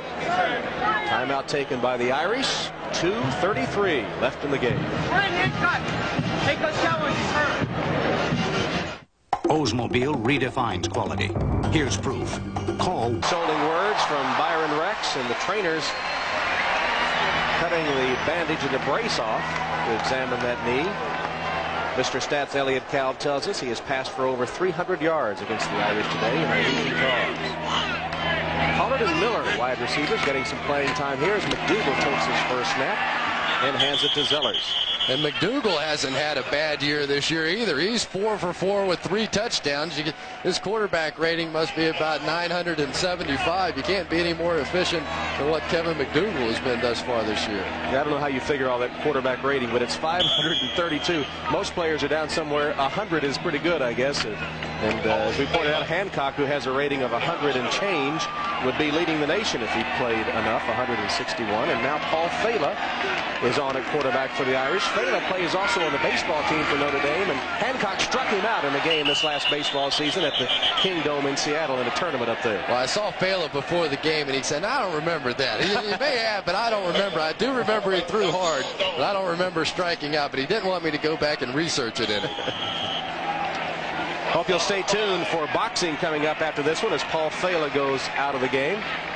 Post-game show follows the end of this game, and then this boxing match between Gamache and Lopez. What about the one between Holtz and Dockery? That's the one I'm staying tuned for.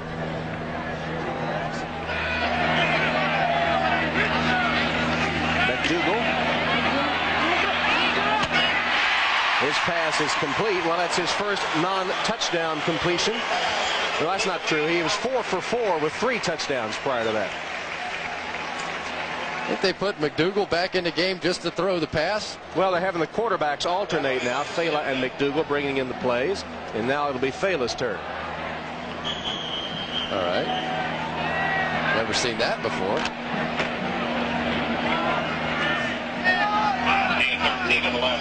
If you're interested, Rick Meyer finished today hitting 12 of 17 passes, 152 yards, and a pair of touchdowns.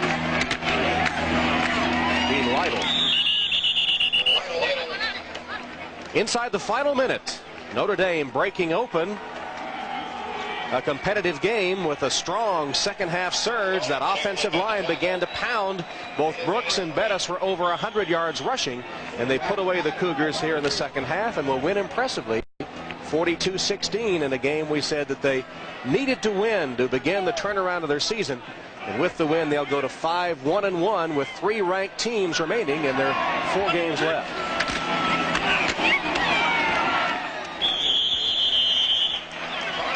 Charles Stafford gets a carry, and that'll be the final play of the game.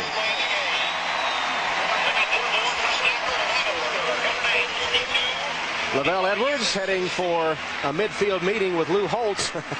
I think Lou has calmed down a little bit now. 440 total yards of offense for the nation's leading offensive team, Notre Dame. 308 of that total coming in a strong second half. 2 great college football coaches in that picture. Rick Meyer engineers the victory, and it's time for us to go to the sideline and John Dockery. Thank you, Tom. Finally all came together in the fourth quarter, Notre Dame football. Who were the catalysts, Coach? Well, first of all, I've got to apologize on getting upset on the officiating. It just one of those things, and I should not lose my poise like that on the sideline. But I think just the offense and the defense came together and rose to the challenge, and we just finally played well as a team. And we wanted to play well in the fourth quarter. If you asked me when I wanted to win this game, it was in the fourth quarter. Why were you so upset with the officials? No special reason, except there were an awful lot of things that just happened during the course of the call. We had a blitz, and it was I mean, we got to be fair to our football players, and I'm not saying anything. I shouldn't do it. I should let them officiate, but doggone it, I just have to look at the film and go from there. You know, I just wanted to send a message, and I feel sorry for our kids because they're fighting their tail off and ought to have the same things happen as everybody else, and but there's no excuse for it. That was some headlock on there, I'll tell you. It was No. What I was doing was I showing them what exactly happened when our linebacker blitzed and came free and didn't get the thing on, and yet, you know, I can't comment on, hey, you know, I should not have lost my poise at that time. That was all. But the game was over, and the game was out of doubt. And I believed in it strongly. I felt for our kids. That was all.